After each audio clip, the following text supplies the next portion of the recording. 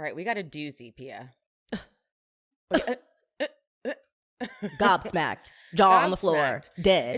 It's too dead hard on arrival. It's too hard to process. Did you have to like pause at any point? I had to pause when No. when Tom joins in and starts back talking Katie's mom. I had to pause. I was like, excuse you. I didn't pause. I think I was just so like I couldn't even move, honestly, when I was watching it. That's like I was the opposite. Like I was just so shocked, and so I couldn't even move. I was like, I stood there for a while, like after the episode ended, and was like, what just happened? What did we just watch? And I watched it because I watched the episode this morning, because I work last night, so I can't watch it at night. So I watched it in the morning like I normally do. At 8, I got up real early because I knew it was going to be good. And I was like, I got up, and thank God I got up early because it gave me enough time to even walk Penn and come back and watch it again. Wow. Yes. So I watched it twice this morning. Good for you. I'm really impressed. Yeah. Pia works late, by the way, guys. I'm going to do the like Vanderpump Rules tea stuff quickly because we have so much to dissect from the episode. Oof. Lala's podcast, by the way, her last 2 episodes have been wonderful. Really? Okay. Yes. I'll check it out. Really, really good. Key takeaways. Not this last episode, but the episode prior. She did say that because she's trying to make it very clear, like as much as it may look like this was staged and like all, because so many people are thinking this is all staged for ratings. Mm-hmm. She's like, it wasn't. Because she's like, I would go into confessionals and be like, no, guys, I'm serious. I think something's happening. And all this was happening like off camera, like in between, the actual filming of her confessionals. Okay. And producers would be like, what do you know? Like, have you seen anything? Do you have any concrete evidence? And she'd say, no, it's just, I can feel it. I know about this. And it would kind of give this like, well, you're just jaded and bitter from Randall vibe. But of course, this makes really good TV and really good story. So they would have her talk about it on camera, So as much as it may look like they're planting these things in, she's still just like in seasons past when there have been rumors and theories on people cheating, they kept it in. But it was just, she didn't realize that Allie was talking about it as much and that Katie was talking about it as much. But it definitely was not staged. That's her big thing. When cameras picked back up, she's like, that's never happened in all the years that we filmed, which we know never happened. When cameras picked back up, because I've always wondered this, no one was allowed to talk. Like Sheena was not allowed to say anything about what happened after Watch What Happens Live because she called Sheena to be like, what happened? What's going on? And Sheena's like, I can't say anything. But Lala was still like, is everyone okay though? Like, are you okay? And she's like, everyone's fine, but I can't talk about it. And Lala said something that I've always wondered. She's like, we are a real group of friends. So it was really hard like not to actually talk about this because we would normally text each other, call each other, have these conversations. So I was like, you need to get cameras in my office now because I want to make phone calls and talk to these are my friends. Yeah.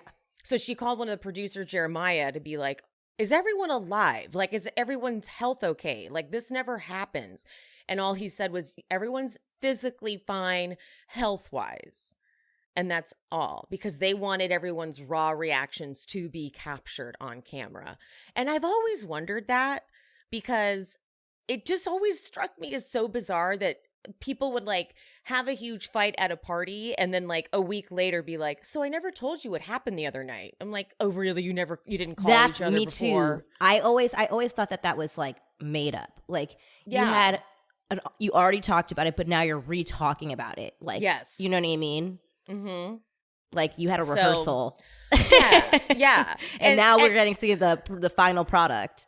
Yeah, and at times I'm sure there are moments like that, but this time in particular, Lala was like, it was so bizarre because Katie was supposed to go and watch What Happens Live. She was told, she's like, that was canceled. You're staying in town because they were going to be filming again. Mm-hmm. Another big takeaway, the whole hot tub night with the Schwartz and whatever. Yeah. Schwartz was not informed of the lie, and he was like, I didn't spend the night. So he did not sleep over that night. First he was like, I didn't sleep in the guest room. Or he was like, I didn't spend the night, or I slept in the guest room. And it was like, I thought Raquel slept in the guest room. He's like, well, I slept on the couch. And like, there was all sorts of, so he did not get the lie. Another big takeaway was when Lala went, the scene where Lala's talking about Tom at the barbecue and all that stuff with Ariana. Ariana actually got really mad that they were about to film that scene. And they had to stop filming so that production could step in and talk to Ariana and like talk her off a ledge, because she was like, production always does this, tries to make my relationship look bad. And it does track that, like what basically Tom had said about how they always tried to keep their relationship looking good. Yeah. I'm not like saying that Ariana didn't do that to protect Tom. Yeah. Tom's trying to make it seem like Ariana did it because she didn't want the truth out there. Yeah. And you are spinning that, you fucker. Yeah. The thing is, I completely believe that both of them actively wanted to keep any negative things about the relationship off camera. They made that. And the thing is, I can't say that I wouldn't do that too if I was in a relationship, just because you've seen relationships go really sour when you're on reality shows. It's like, those reality show curses with like marriages and stuff. So I'm not surprised by that. Like, that's like, they've been on the show. They know how the people, the crew that they're in, they always want, that's their one thing they could have, their united front, and they'll figure out other stuff off camera. Not fair to us as viewers, no, but I never thought that wasn't, like, I believed that, but I agree with you, Emily. Tom also entered into that agreement, and now is trying to make it seem like Ariana was like this mastermind of like not wanting to have an authentic perception of the relationship, and that's so fucking unfair. Yeah, you're the one, and he really was the one who started, like, he found a perfect person to do this with, because Ariana didn't respect anyone in this group besides Sheena. Sheena was her friend. Right. And so he's like, this is perfect, because I already am going to brainwash you into thinking everyone else is a liar except me. Mm-hmm. And so this is so easy for me to set this whole dynamic up. So don't even, Tom. The final thing, and then we'll get into it, is that the leak with the editing, with the finale trailer, she's like, that had to have been someone in the editor's room, because it wasn't watermarked, and meaning like the little Bravo stamp thing on it. And she's like, it was either an editor themselves, but her assistant who does her podcast with her was like, it could have even been, remember I said this, it could have been anyone who walked into that editing room too. Because she's like, I've been able to walk into places just to be like, hey, I'm looking for Lala or whatever. And so it could be truly anyone. But Lala said that there is an internal investigation that has been launched. And she's like, someone's losing their job, because that was so frivolous and like careless and stupid. And the thing is, it's like, people know who it is, like within that, in the production side. And you know what I mean? It's like when you're at work and someone does something bad, like, you know what happened, but you're like, I'm not going to snitch. Like, someone knows. And I say that too, because like, even with what you said about Lala's assistant saying anybody can walk in and have access, it's like, what, are they just leaving the footage up rolling? Like, so no one saw this person like screen recording it? Like taking a video, like whipping their phone out, because it's the whole thing. Yeah, it's the whole thing. Like, that means you stayed from beginning to end, and it wasn't shaky. It's not like somebody in the back of a movie theater with their camcorder and people like walking through, but like in front of them, like it was uninterrupted, clear as you could be with a bootleg. Yes. And so someone, if it wasn't an editor, like Lala says directly, it was one of the editor's friends or someone close enough that they were like, fine, you can like, yep. But so so somebody is losing their job. Yeah. Okay, last thing, not Lala's podcast, but last thing is Billy fucking Lee posted. So Sheena had Peter on her podcast, and they addressed that There's recently been the spotting of Billy leaving Tom and Ariana's house after like spending the night. And I missed it, but there had been a rumor that Billy and Tom had hooked up a few years ago. I didn't see that, but I wasn't really following like the gossip that much that back then, I guess. Mm-hmm. And they're saying now they believe it. And I got intel from a very reliable source that Tom has been rumored in the like, and here's the thing about these rumors in the gay community.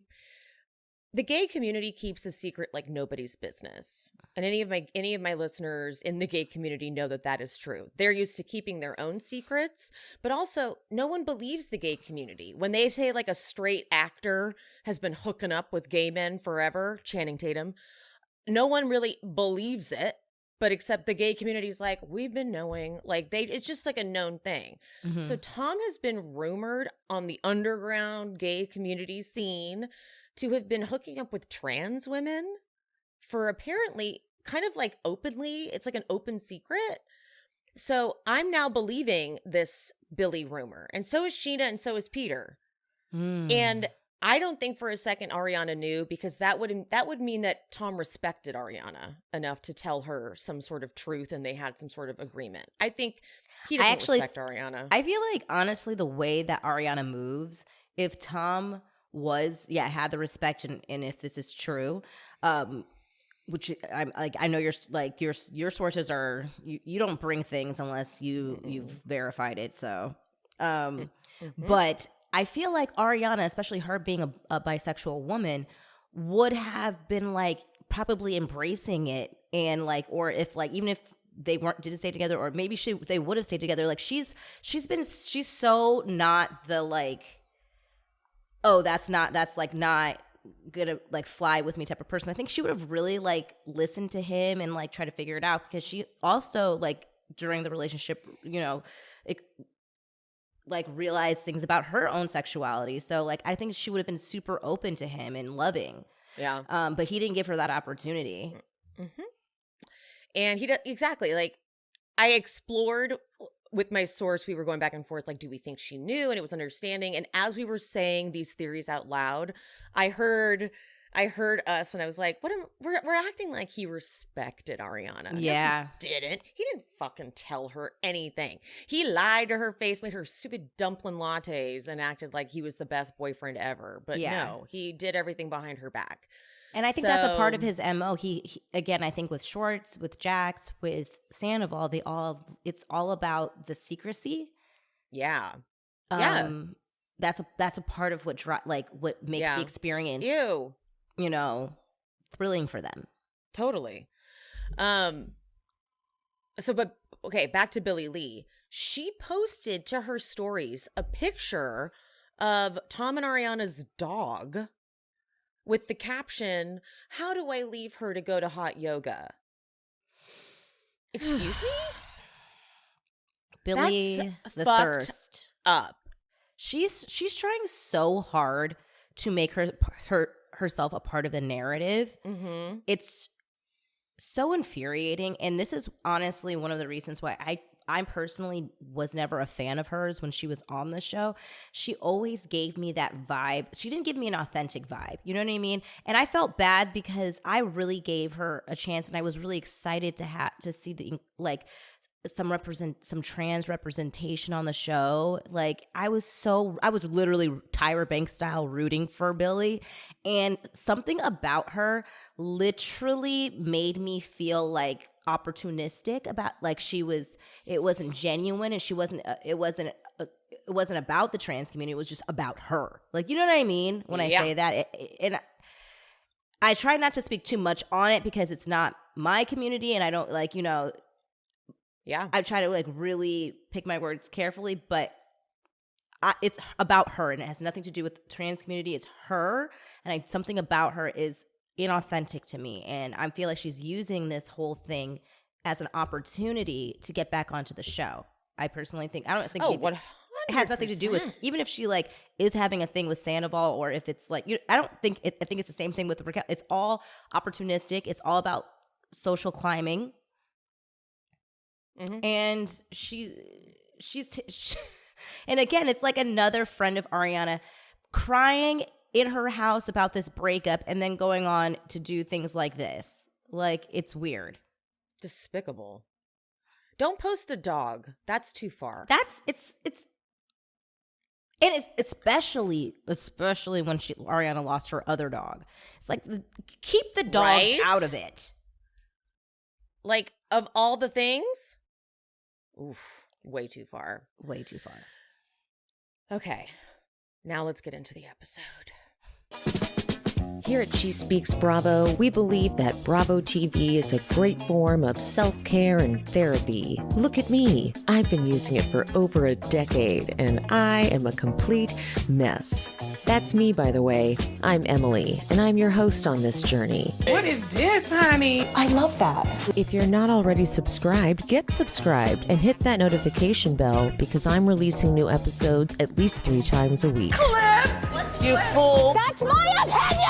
I talk Bravo, I talk true crime, and sometimes I talk a little scripted. So whatever you're here for, I hope you enjoy the show. So we open on something about her. And Chef Penny, I remember Chef Penny from one of Lisa's tastings. I think she was doing a tasting for Pump and was trying to make everything a taste, like a sexy thing. Oh. Like they were doing, it was just a very like staged Lisa tasting where it was Okay. like, is that going to be a sexy burger? Is that? And I kind of remember that. Yeah. Yeah. And Chef Penny was a good sport. But this is women yet again being better than men. Like this, they don't have their egos involved. They're not like, we're going to make this the best preview. They're like, we're just going to do this in a logical, sensible way. We're going to let them come in, see that we have the space, just feel it out. Here's some sandwiches, and then we're going to go to serve because we don't want to overwhelm ourselves. Well Cost done, effective ladies. too. Like Thank they didn't you. spend like $20,000 to show off in front of their friends.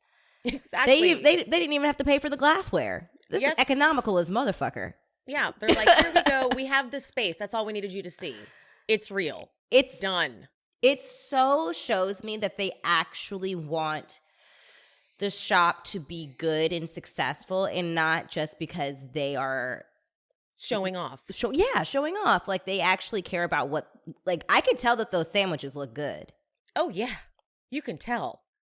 And they're gonna get, who was it? The guy, the set director for the Nancy Meyers movies is gonna be the one helping them with their interior design. It just shows they're putting so much thought Yeah. into this. So yeah. But Katie tries to talk to Ariana about the drama from Christina Kelly's event. This is very much like producer talking points. These are normal follow-up conversations to have that anyone would have to answer for if they had a scene like that. Right. Ariana hates it. Oh. Hates it. Yeah, she's backpedaling so hard. She's like she's malfunctioning. She's used to, again, like we talked about at the top, hiding what's going on in her and Tom's relationship, and Tom is kind of changing that, and I can tell that she's like wasn't aware that was going to be happening. So she's a little shocked by some of the conversations that Tom will like have with her over the season and in this episode as well. And it's like now she's like, how to not make Tom look bad, not make our relationship look bad, and not make me look bad. And it's all conflicting because Tom has put her in like almost an impossible situation. Totally. And so she uses Lala, in my opinion, as a bit of a scapegoat. Yep. She made it a bigger deal, because she was triggered. But Katie's like, well, I mean, I was triggered too, because like I had flashbacks of me wanting Tom to show up for me, but like he wouldn't. And Ariana says in her confessional, which I feel like we've heard her even say before in some capacity, but I just can't remember when. But like her thing is, whatever Tom did the day of the barbecue is not important to me now. I'm annoyed that this now makes it so I have to defend the relationship, and now people are going to totally undermine our relationship, and I don't like that. And it's like, oh honey, if only you knew. Right. And if only you knew the confessionals he's giving.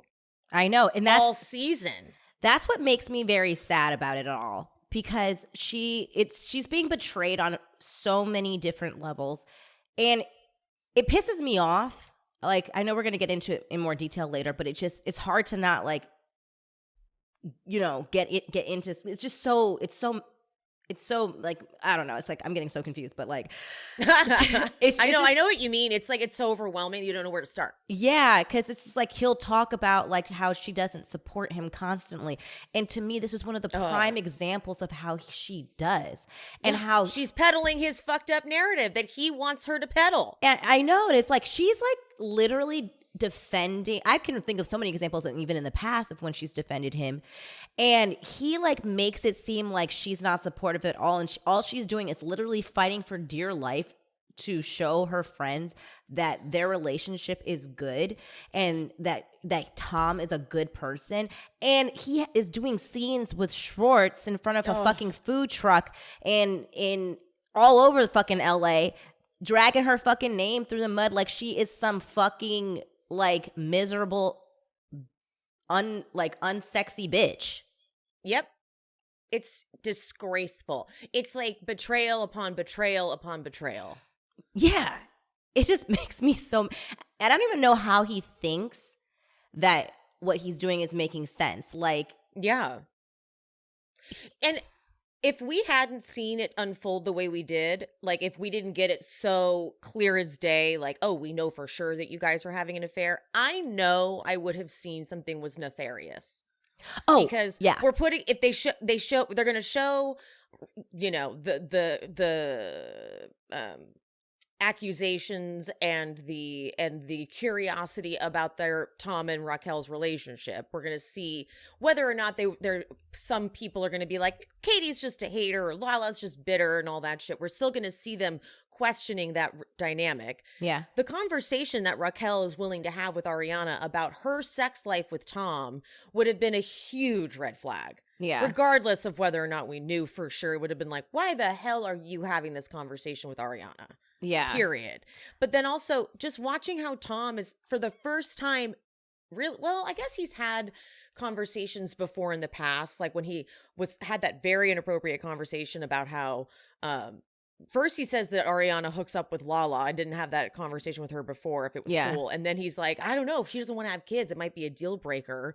Like, he's had these conversations in the past and betrayed her before. I guess really just the more I think about it, the more it's like Tom's always been a piece of shit, and Ariana's just been putting up with it for way too long. Never Absolutely. And that's the thing is, we've all seen this coming. Yeah. And again, go back to the first recap that we did on this, the very first one. We said we think they should break up. This was before Sandoval broke. So I am, like you said, Emily, I am 100% sure that if Sandoval never came to be during when we were doing these recaps, right, during this season, I think we were already on the path of we would have been saying, I think that they're having an affair. I know that's what we would have said, and it would have been frustrating probably for both me and you, because we would have probably had a whole bunch of people in the comments being like, Katie haters, because people Katie and Lala are polarizing people. Totally. And we were already getting it when we were defending Katie. And people would have been like, you're just hating on Raquel because Raquel's X, Y, and Z. 100%. So I think that it would have been frustrating for us, because we would have been also like, should we not accuse that? Like, we would have had to have those conversations too. Like, should we just like tone down the accusation of it? Like, but this is what we feel like. We want to be authentic. Like, you're so right. Those would have been our conversations. Thank you for coming out, because now we can just lean all the way into it and not have to tone it, not have to be all diplomatic. I know, and I actually am like happy that we did get during, because it does feel vindicating to be able to talk about it in actual fact. You know what I mean? This is not speculation. Most of what we're talking about here, which is so rare with reality TV show guys, it's true. It's not speculation. It is fact. Mm-hmm. We have some, of course, opinions sprinkled into there, but this is real. We're mostly talking about facts, and that's wild to be able to do in a reality show. Yeah. Well, now let's get to some more facts, which is crazy. Raquel and Charlie go shopping. Okay. What store is that? Polka dots and moonbeams. It's expensive as hell. We Where know is that. Is that on Melrose? It feels like it is. Yeah, right? I feel like I've walked by it on Melrose. Yeah. Charlie asks how Tom was, and Raquel's like, it was fun. And then she's like, actually, I just said that it wasn't fun because when I walked up to Katie and her mom, they were just like, hi. I can see where Katie gets it from. Oh, that was the first time I was like, that was the first, like, my head, anytime Raquel was disrespectful to Katie's mom in this episode, like, I come from a Jamaican family. This is, first of all, the standards are already incredibly high. So this was already like, oh my God. No, you did not. I remember one time my friend walked into our house, my family's house, and didn't speak, didn't say hello. Ooh. And we didn't stop hearing about that for years.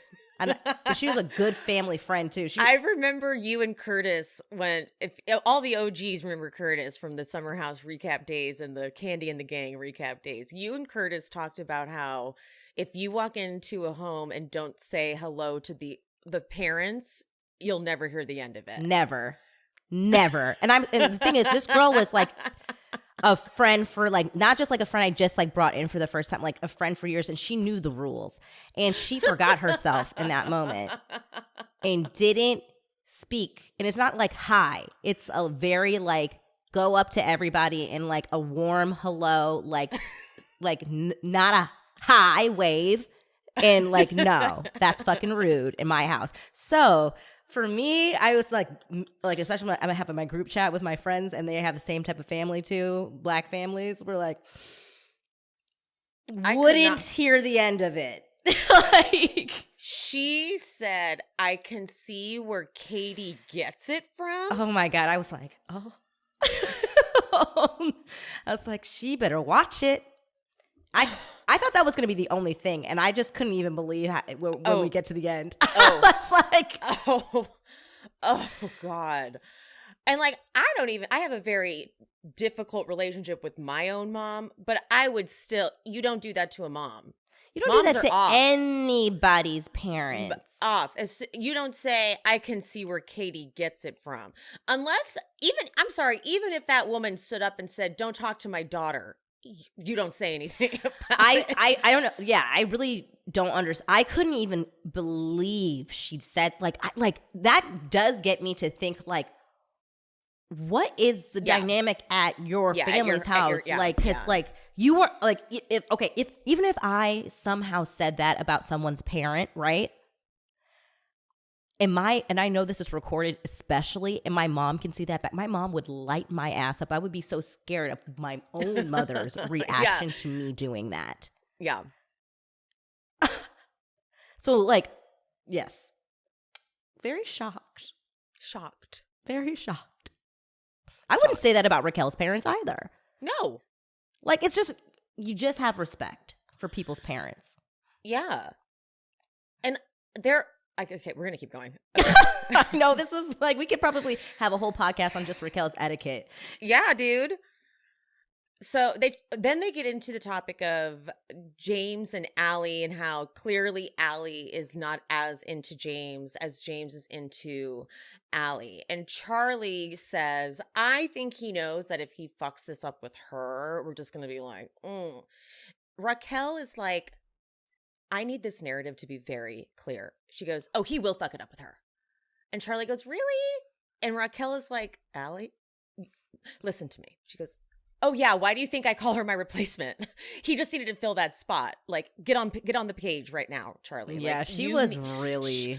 This was like Raquel. None of this is going her way. This was supposed to be, I dumped James at the reunion, gave the ring back. And this next season was going to be my season to be single and wild and having fun, and everyone supports me. And James is over there pining after me because he messed up the best thing that ever happened to him. Yeah. Instead, he gets with Allie right away, and it's the love of his life. So the next best thing Raquel can do is get him to fuck it up so that everyone can be like, see, James is a big old fuck up. Yeah. And also, I'm peeping her because she's starting to be like, she's like Sandoval's little protege. So she's learning from what his example. I peeped from when they walked into that store and they're like looking around and she's like, oh, I could see Allie in this. Like she's starting, and she's did this in the beginning of the season. To all of what you said, because the season is not going her way and James has his new girlfriend and she is kind of undermining her plan, essentially. What now she wants to do is make sure they break up. So what she's thinking is she's going to do is befriend Allie, get in her ear. That's why every time she sees Allie, she's like, you'll see. Mm-hmm. She's trying to like plant these little seeds. I'm going to be your best friend. I'm going to be your knight. I'm going to save you from James and piss James off in the process by getting them to break up and also becoming his girlfriend's best friend. She has a plan. She has a plan. But she didn't realize Allie. I think we all kind of underestimated Allie. Allie ain't no dumb bitch. She is not. I literally did not think she had it in her. Nope. And I'll be first to admit I was wrong. I was wrong, Raquel. You thought she was just like you, and she is not. Not at all. Not at all. She's so smart compared to you. She has a real mind of her own, and I'm gonna put a pin in that because there's a reason why I said that later in the episode. I think I know exactly what you're talking about. I bet you did. I know you caught it. I know you caught it. Yep. Okay, so then we watch Raquel see a fucking lightning bolt necklace. And we had no idea. We were going... We see her buy it? Like, what is this season? Like... We had no idea. First of all, we thought it was crazy that we got an insight into their secret coded language. Little did we know we were going to watch the origin of it. And it was $780. Okay, first of all, Charlie, that was bad advice to tell her to buy that. Thank you. I was gonna say the same thing, Emily. I was like, Charlie, get out of here. I have been on your side this whole season with your advice giving, because I was like, yes, you are giving some good ass fucking nuggets of knowledge. Not today. Were you playing with her when you told her that was a good idea? And I'm not saying it because of what the meaning is that no one knew, including Charlie. She did not know why she wanted a lightning bolt. Charlie just gave her bad advice and bad purchasing advice. That was not an investment. That was a little tiny piece of shit, like, necklace. Like, I don't care if it's made out of gold. $780 this? It wasn't anything to look at. Like, if I was not her friend, a classic piece. Yeah, no. It's actually too trendy, and like I would. And now like, it's useless. That was the one. I was like, Charlie, you were so level-headed. Like, I cannot believe you told her that was a good purchase. Yeah, bye. I'm all about buying real jewelry, but that wasn't anything to buy. Like, that was. Okay. It was such bad advice. Such bad advice, but okay. Yeah. You think Sandoval gave her that money back? Oh God. I could see him being like, her pulling it out like, I got this to symbolize us, and him being like so like, oh, you're a fan, and being like, I'll buy that for you, because he loves to throw down money. Like, that's like something. You're right. He does like to throw down money. I bet you he Venmo'd her at least half. Why? As seen on this season of Summer House, it is really important to plan ahead and to educate yourself on your body if you even think for a second that you may want kids at some point. But this is why modern fertility is so brilliant. I have preached this a million times, because to me, the thought of going to a fertility clinic, just that word clinic, that sounds horrifying to me. And it sounds expensive, and it sounds like something I would never do. But modern fertility sounds like something I would do if I wanted children, because you order it online, it comes to your house, you prick your finger, you mail that in with a prepaid label, and it's a way to test your fertility hormones at home. You get your personalized results within 6 business days. I don't even have to talk to anybody. I love that. This gives you insight into your hormone levels, like your ovarian reserve, which is what we see Sierra and Amanda and Paige discussing on Summer House. Isn't it so now? It's so of the moment. Also, other important factors that impact your fertility. And these results go deep into why every hormone is important and what it means. And you can download the results and take them into your doctor to review together. Love that. Again, traditional hormone testing can cost like $600, but modern fertility tests the same general set of hormones for only $179. And if you go to modernfertility.com/she-speaks, you get $20 off your test. Hello.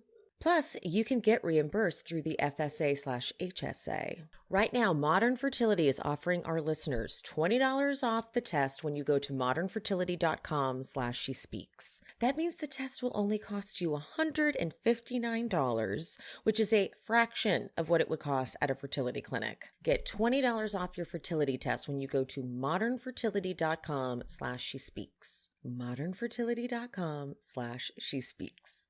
Wrap it up, wrap it up, wrap it up. Speaking of Sandoval, they get to Schwartz and Sandy's. They get some booth that's supposed to this is the final piece or whatever. I'm like, you're just now getting the fucking booth? Yeah, I was confused when I saw that. I was like, wait, we didn't have that booth. I couldn't have told you that booth wasn't there the whole time. Yeah, I was like, so wait, this booth seems like a pretty vital piece of the restaurant. How were you going to open before this booth was there? Like, you really did need to wait till this thing was there. Idiots. I kind of just, again, I said a while back, I think that they just really want to be interior designers, and I think that should be their path. Like, you cannot, because they don't have line cooks. They're going to bring in temp cooks. As someone who has had to use temp cooks, that's very dangerous. That's the stupidest thing to ever be said about opening a restaurant. You can't have a temp cook because you need if you want your restaurant to actually be successful and you don't just want to have a restaurant to have it open to be cool, you need your food to have consistency. So if you have temp cooks, your food will not have consistency. Even when you have your actual permanent cooks, line cooks, it takes them a long time to get used to the menu. Like, this is crazy. It's a goddamn disaster. Like, I can only imagine how many times that kitchen has just gone down. Like, I saw months ago they had an ad for bartenders, because Sean was like, because he's a bartender, he was like thinking about like applying to different places, so he was like looking, and he's like, oh look, Tom's hiring, and I was like, oh, and this was before Sandoval, by the way, and Tom, not Tom, excuse me, Schwartz and Sandy's, and he was like, look at the description for a bartender. They wanted the bartender to be essentially also like a server and a manager. Like, it was like they did. It was like the most chaotic like description for a job, and it was like, so you want me to be on the floor sometimes as a server, bartend, and then kind of be a little bit of a manager. I am not shocked by that in the least. He was like, this is absurd. That actually warms my heart a little bit, just because it sounds so like them. Yeah, it was chaotic. It was a very chaotic bartending call for bartender. Oh, sounds about right.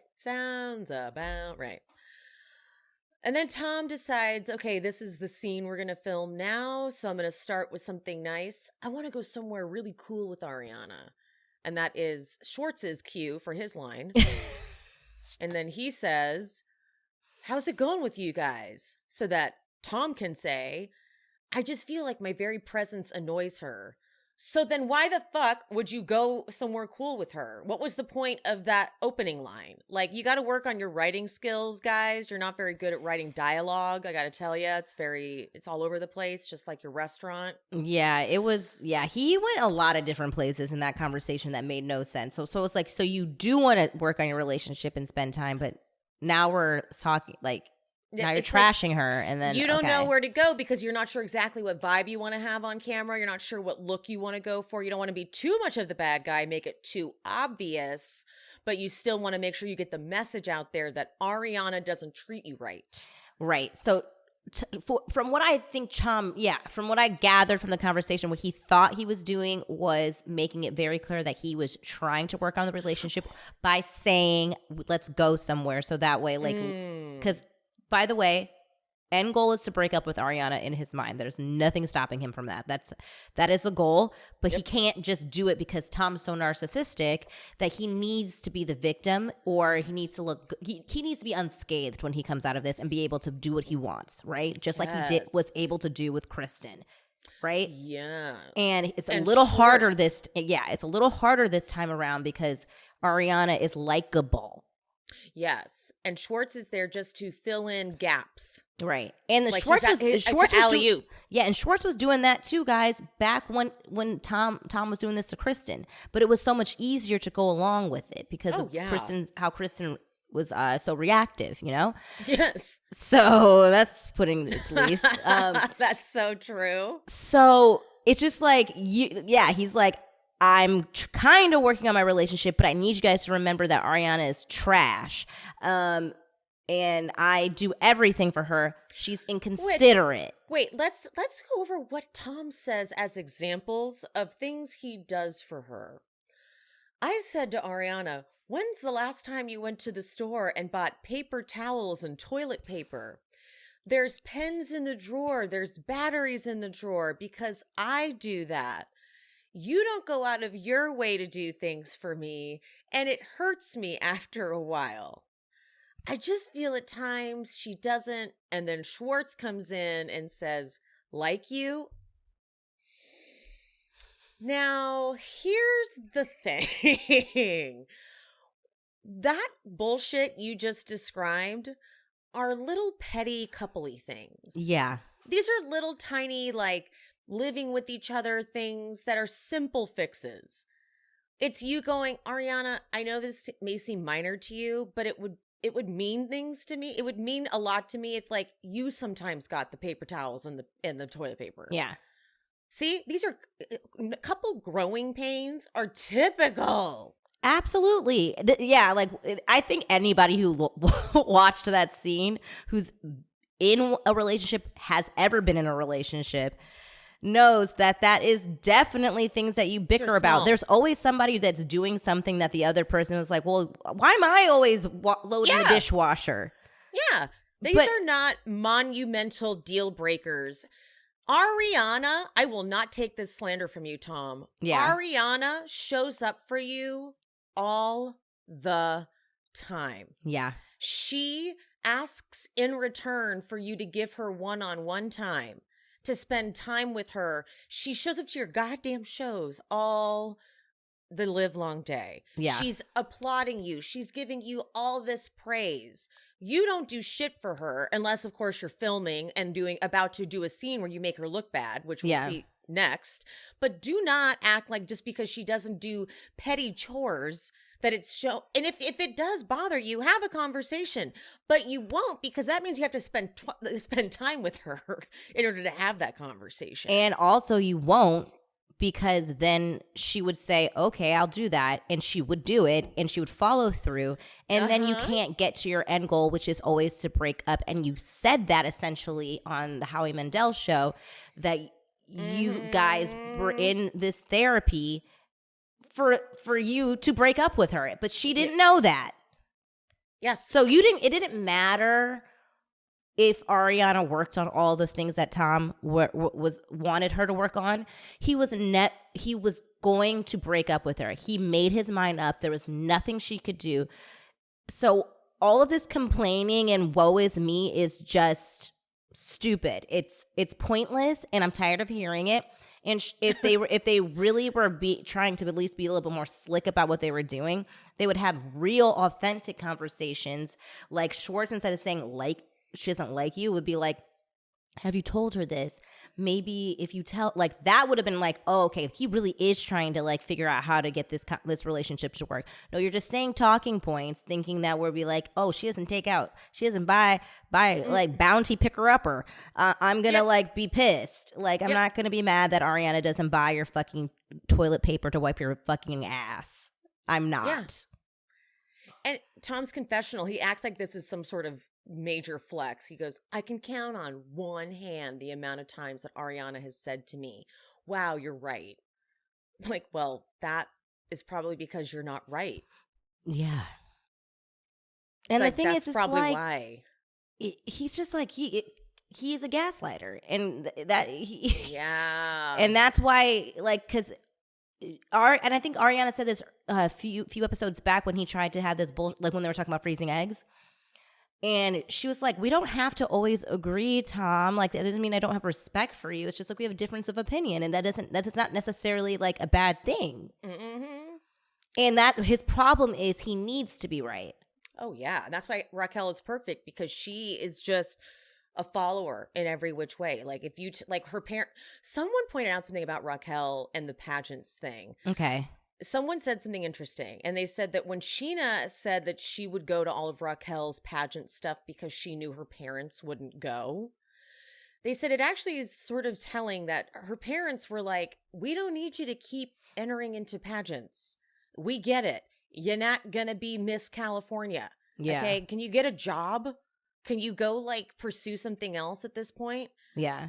And it's like, that's a good point, because like, they stopped caring about it, but Raquel gets so like fixated on it. Like, if I become Miss California, my parents will approve of me. They told me to be a pageant girl. And like, she thought that when she said in her first pageant, I want to be an occupational therapist, that like, then she had to do that.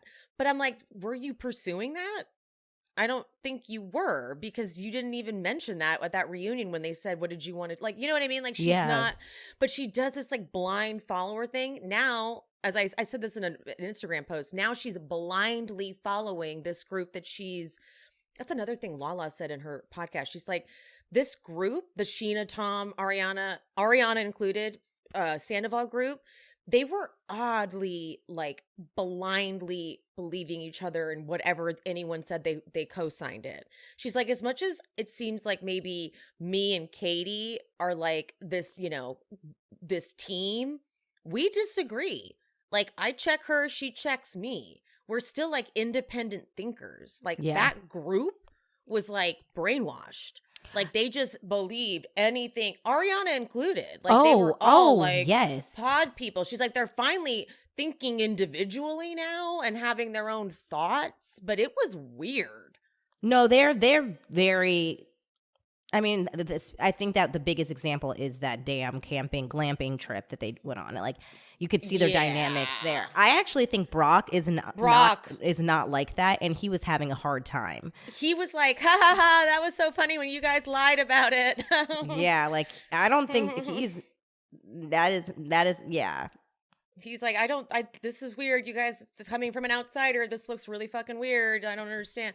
And I've always said Ariana's worst qualities are being tied to Sheena and Tom. Those were always her. I'm like, if she could drop them, we'd be cool. Yeah. Because she's really more of Katie's mentality. Because Katie is like kind of more, if I hate to say this, but like woke when it comes to like a lot of thinking. Yeah. And Sheena's actually really conservative when you think, she's always like, I'm a guy's girl and like that kind of shit. Yeah, it is actually fun. I've never really understood how they became such good friends, because you're right. They have such different world viewpoints, in my opinion. But I guess when you think about it, Ariana's always been kind of like a guy's girl. Like, she was like the groomsman. She was one of the groomsmen. Yes, I can see like some similarities, but like overall, yeah. But they did become friends at a very young age. Yes. Where Ariana, like, I feel like Sheena, honestly, her emotional growth is just now happening, and Ariana was emotionally growing at the correct speed. Like, you know what I mean? So I feel like at some point Ariana like took off from Sheena, and Sheena just kind of kept doing the same thing. Yep. I like Sheena now.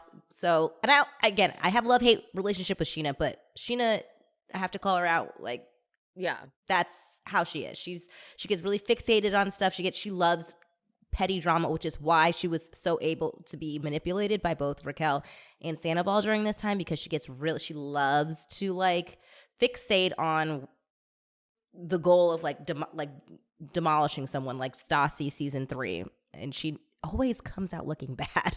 Yeah, totally. Yeah. All right, let's go to the horrifyingly bad scene at Tom and Ariana's, where he starts with making her a fucking dumpling latte. I wanted to throw that fucking Me latte across too. because I knew he already mentioned it earlier, and I was like, you don't even know he's doing this.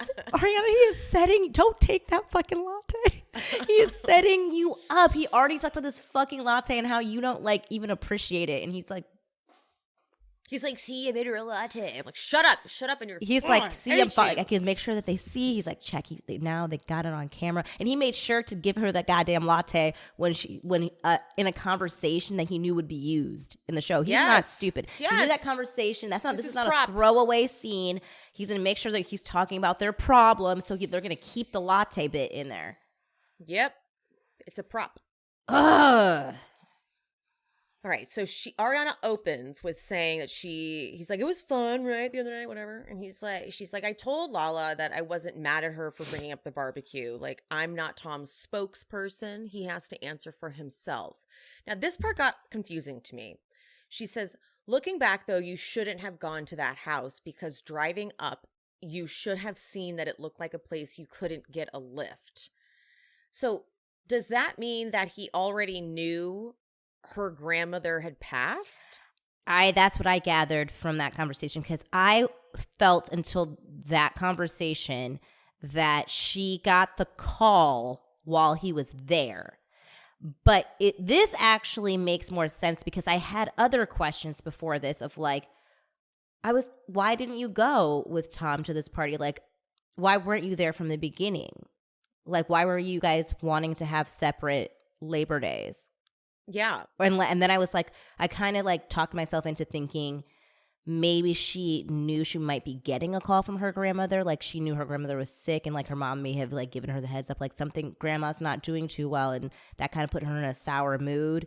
So like not sour, but like, sad mood. And she was just like, I'm going to sit this one out. Like I'm worried about my grandma. So that's what I kind of then thought. But this actually makes sense that even still, like even in that case, it's like, Tom, you still shouldn't have gone and you should have been like with Ariana. If she's like, I don't know, I might get bad news, right? Like it's like like justifying it. It's not justifying it. It's making it make more sense of like, I left this part out of why she was so angry automatically when she called, because she probably got in an argument with him about going, just like much like I'm like when her anniversary of her dad dying and he went to go do the monster truck thing. It's like probably triggering for her again, like my grandmother just died and you want to go to a party. And he probably was like, I'm just going to go for a few hours. Jason will bring me back. Just going to go for a few hours. And she probably was like still mad and was like calling him like, get back here. And he's like, well, now I can't get back. Yeah. But then what does he mean by this? I just knew that if I went home, I was going to want to do something about it. What? I don't know. What does that mean? I have literally no idea what that fucking means. It means that Tom needs to be the like knight in shining hero, in my opinion, all the time. And he's like trying to guilt her into being like, you wouldn't let me be able to be that for you. So it's like, I think I felt like I would just be annoying you. You would want me to just sit there and not say anything. But like sometimes that's what people need. Like you don't need to talk. Like, you know what I mean? Like he feels like he needs to like even be the center of attention within her grandmother dying. Like, you know what I mean? Oh my God. And like, shut the fuck up. What she wanted was you to just sit there. I don't think she didn't need you to have a long conversation. She just needed you to sit there and be present, And he couldn't even do that because he's just so, everything is just always, when he walks down the goddamn street, he has to do something. He has to he's always fucking like performing. Like I've never seen this guy just like fucking enter in a room without doing some like razzle dazzle spin like he's fucking James Brown. Like I don't fucking understand how like it's gotten worse over the years. Oh yeah. Well, because his ego's been fed over the years. So it's like we've created a monster. Really have. Yeah. Really fucking have.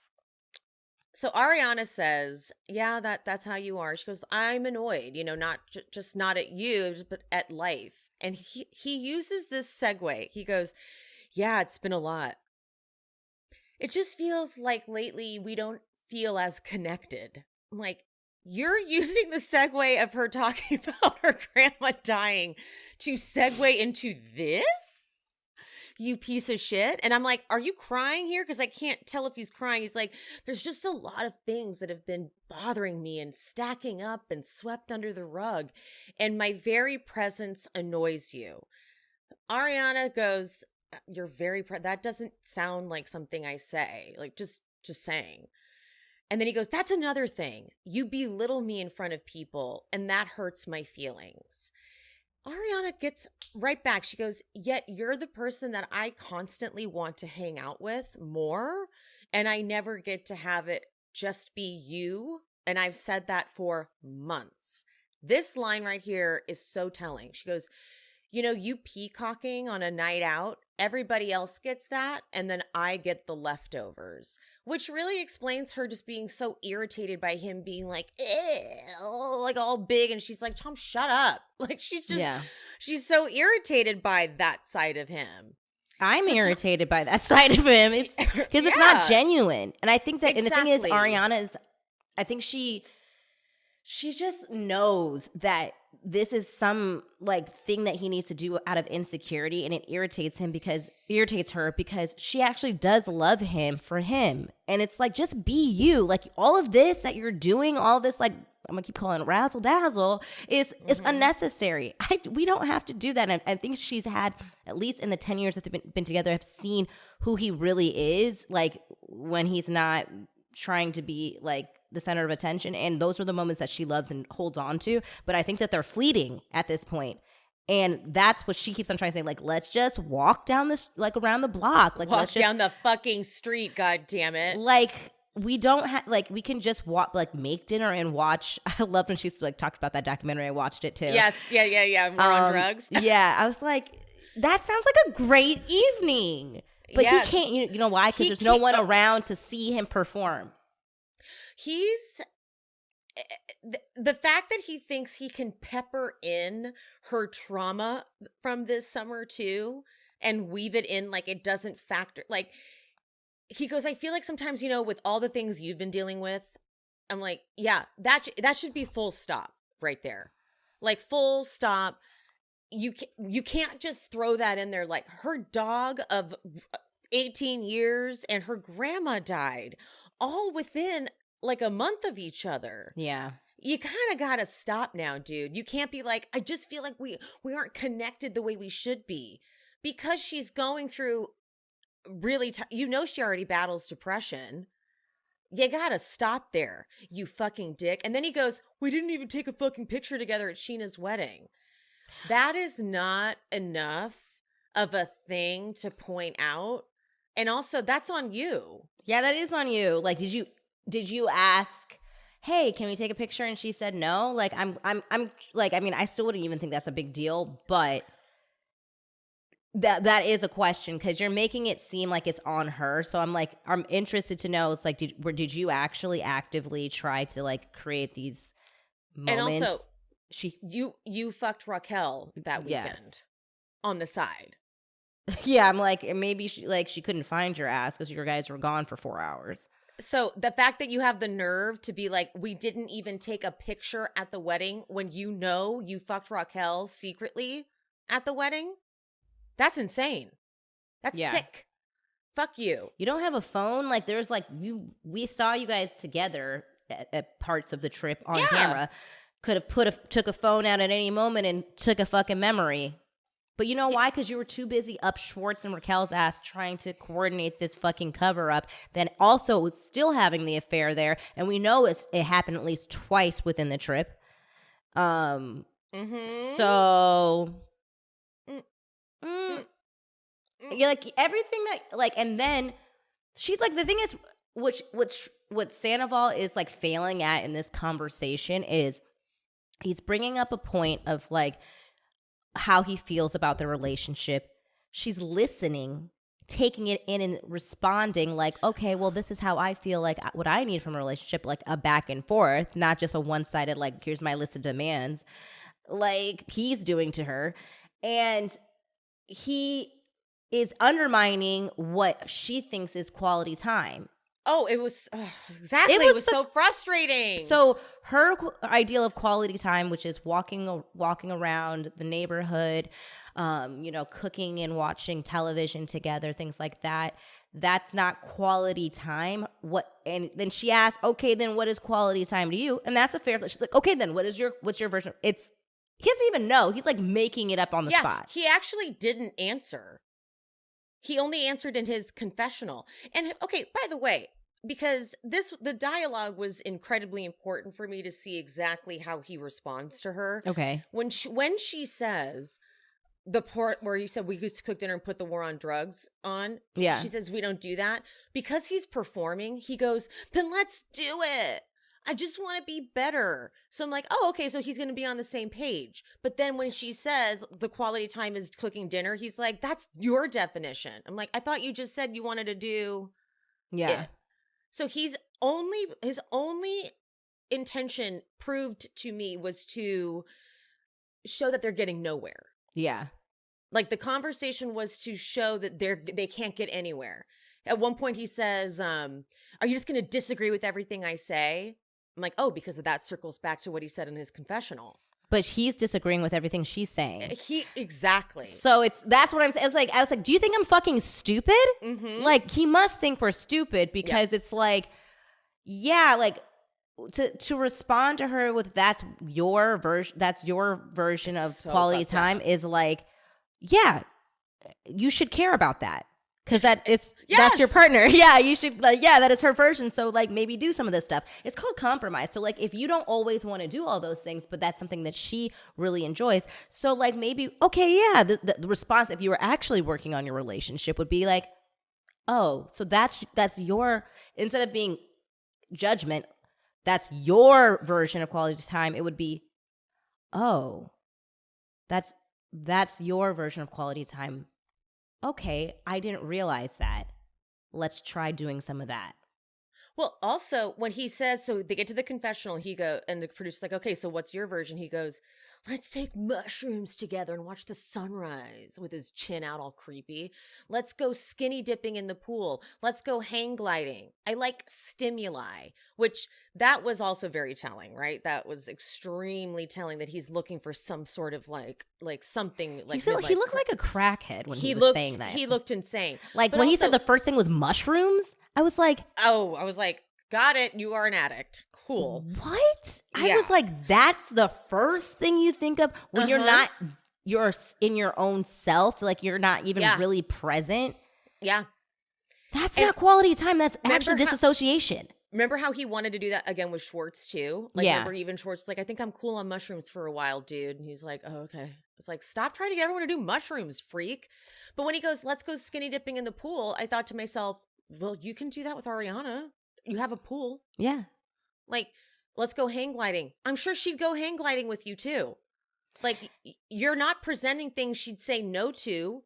Yeah, and that is so. And thank you for, because I almost gaslit myself into thinking he answered the question to her directly, and that wasn't a confessional. I totally thought he never did answer, did he? No, oh my god, he never answered it. He just was like didn't say anything. And then he goes, why do you go and while out? He just wants to get drunk, because she goes, I don't want to go out and just get drunk together. Yeah. And then he goes, why do you go out and while out with Logan? Which is like, why do you just want to go get drunk all the time, dude? Why is this your thing? Like, what's happened here? And she's like, well, you don't like the things that we like. And he goes, you don't think I like fucking Beyonce? What? And she goes, well, you don't like Love Island. This was like, clearly this argument was so thin because she was able to take it down quickly. Because I'm thinking like, what is he claiming she does, right? What is she claiming that these two do? She's like, you don't like Love Island. He goes, well, yeah, no, I don't have time to watch 50 goddamn episodes of Love Island. She's like, well, that's all we talk about.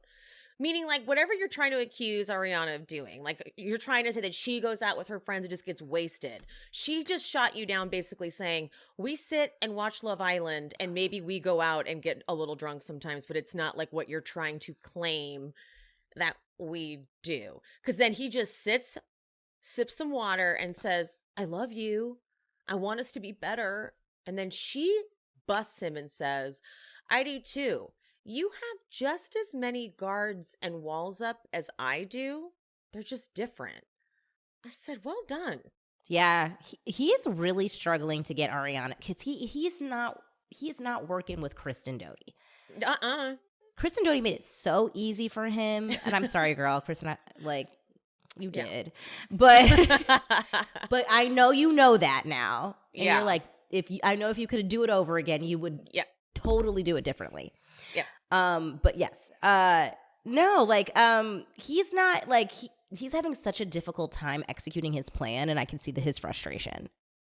Yeah, he's like, this isn't easy. You're supposed to say other things that make me look. He is just looking like a fucking fool. Yeah. And this scene would have been so obvious that when he goes, I can't have sex 4 times a year. And she's like, well, I can't have sex with a stranger. And he's like, oh, damn it. Okay, what else I got? It's like, it's so obvious what you're doing, Tom. You're trying to make it clear to the audience that you want us to be like, well, you guys should break up. But we already want you guys to break up because we think Ariana is a queen. But it's not doing what you think it's doing, which is making Ariana look bad. It's making you look bad. It's making your plan look really obvious and making it pretty clear that you are having an affair with Raquel. Yeah. It's so clear. Yeah, it's so clear. I really don't think that we would have needed the confirmation to know that that's what's going on. I'd be like, it's so weird. Like, the only time that Tom seems to get up in arms is when people are talking about Raquel. And I've seen Ariana cry 3 to 4 times this season, and he hasn't even gotten up to give her a hug. Good point. I would have put, that would have been my biggest red flag. I was like, he jumps up anytime anybody talks about Raquel. You know something, too? It really is clear that the Schwartz thing was a decoy, because as long as that Schwartz and Raquel thing was out there, the Tom and Raquel thing could have been squashed. Because if Schwartz had gone with it, we would have been focusing on that. We would have been like, no, guys, it's Schwartz and, but as long as they're looking at, because if Allie did see Tom and Raquel and they had that little bit of gossip going, I would not be surprised if Raquel herself planted the Schwartz and her making out thing. I was going to say the same thing. I think one of them either Raquel planted it or Sandoval planted the Schwartz thing. And again, I think that Schwartz knew about everything since the wedding, at least, or since after the wedding, at least. Yeah. But I do think that they were not including him on all of the plans. So Agreed. When that article happened, I don't think Schwartz was like, oh yeah, I knew that was going to come out. I think he was probably just as blindsided and probably knew it was them and was like, great, now I'm dealing with it from Katie. I feel like he was like, I didn't really want to sign up for this, and I kind of got roped into doing it because this is what happens to me. Because I'm a man baby. And he was just now he's I feel like at this point, that's why he doesn't come to Raquel's defense in some of these things, like when Tom Sandoval tells Raquel that Katie called her a whore and all this stuff, because he's like, listen, I've already taken a lot of beatings, and I'm going to be doing the bare minimum here to help with this affair. Bare minimum. Bare fucking minimum. Yep. Why? I really wish I had known about this company when I was sending out all these gifts to my clients. Nuts.com is one of those companies where if you are someone who needs to send out client gifts, like client appreciation gifts, I find that to be one of the most challenging things in the world. Snacks are usually good, but I'm in Los Angeles. Some people are health nuts. Some people don't like chocolate. I don't know. It's tricky, right? Nuts.com is kind of perfect for this. You can do cashews, gummy bears, olives, popcorn, saltwater taffy, trail mix, sesame sticks, dried fruits, chocolate covered espresso beans. Hi, Okay, so now obviously that's for the gifts for those people. But don't you just also want to snack on those things? Because it's not just nuts that they have. It's not just gifts that they have. They are like a one-stop shop for freshly roasted nuts, dried fruits, sweets, pantry staples like specialty flours, and more. Their wide selection means that there's just something for everyone. Nuts.com offers plenty of gluten-free options, organic choices, and other diet-friendly products. Also would be something perfect if you know that your client has dietary restrictions. I'm just saying. So whether you're looking for something sweet, savory, or need to stock up on everyday cooking essentials, you're bound to find something to try. You can shop a la carte at any time too, or you can opt into hassle-free auto deliveries so you never run out of your favorite items. And if you are already stocked up on the things you want, they sell directly to businesses. And here's the thing, you snack with satisfaction, knowing that the quality is top priority at Nuts.com because they roast their nuts and pop their corn the same day that it ships, so they reach you deliciously fresh. Since 1929, they've been doing it the, quote, old-fashioned way. One taste and you'll know the difference. Right now, Nuts.com is offering new customers a free gift with purchase and free shipping on orders of $29 or more at Nuts.com/SheSpeaks. So go check out all the delicious options at Nuts.com/SheSpeaks. You'll receive a free gift and free shipping when you spend $29 or more. That's Nuts.com/SheSpeaks. Wrap it up, wrap it up, wrap it up. James and Allie. Key takeaway, Allie has instructed James to get a therapist. And because he really does truly want to prove that he loves her so much, he is reluctantly going to do it, but he really doesn't want to. And in his confessional, he's like, when you see in the movie someone going to therapy, their life is usually in shambles. And look, I had $12 at 16 working at Coffee Bean on Beverly Drive, and here I fucking am.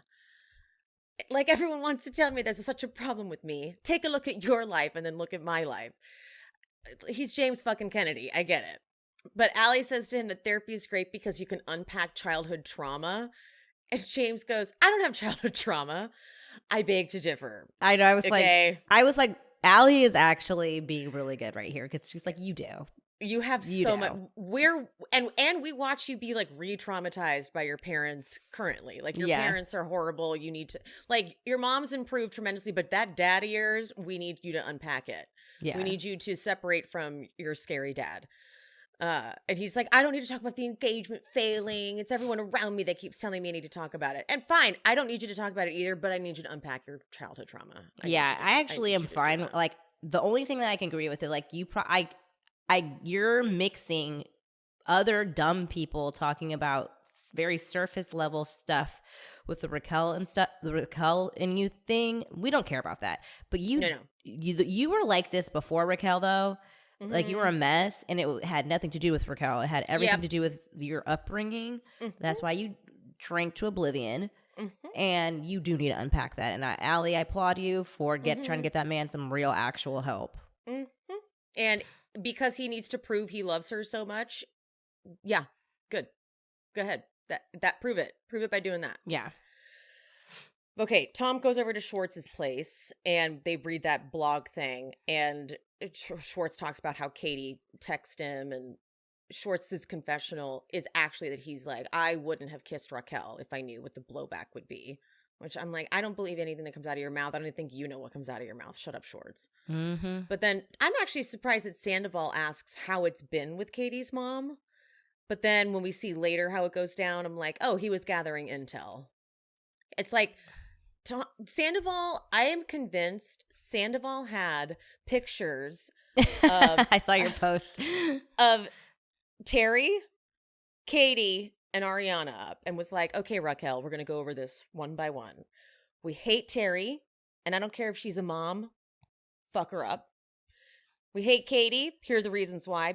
Because, all cults have to have like a purpose, right? Yeah. And for some inexplicable reason, Tom thinks that Schwartz is a victim in all cases and they have to protect Schwartz at all costs. So like in Tom's cult, Schwartz is the one they have to save and keep pure, even though Schwartz is evil as well. Yeah.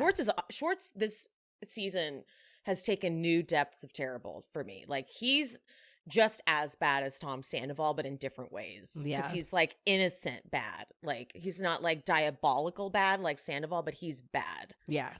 And then Ariana, obviously we know what that plan was. Like, we get it. We see that. Terrible. Schwartz is like a demon baby.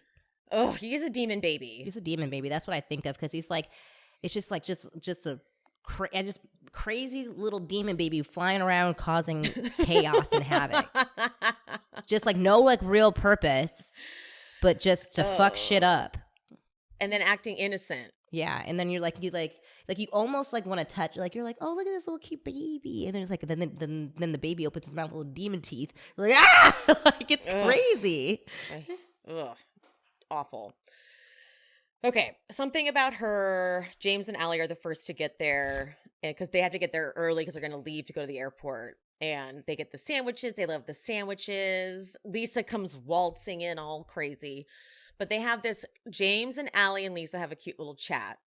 And James is talking about going to the Imagine Festival. And James says, and my baby always comes to support me. And Lisa goes, or maybe to keep an eye on you is the better way to put it. Yes. And Allie goes, no, I'm coming to support. And Lisa respected the fuck out of her. Lisa she was like, oh, but like Lisa is sort of like me. Like, I like a pushback. Yeah. You know what I mean? Like, I respect a pushback because it's like, like I'm just me. Like, I'm a person. So like if I say something to you that you don't like and you say, you kind of check me, I'm like, all right. Yeah. She was like, okay. But Lisa still had to give her little like Lisa speech. Like, this is James. You've got to be tough, blah, blah, blah, blah, all that crap. And she's like, Allie's like, I know. Like, cool.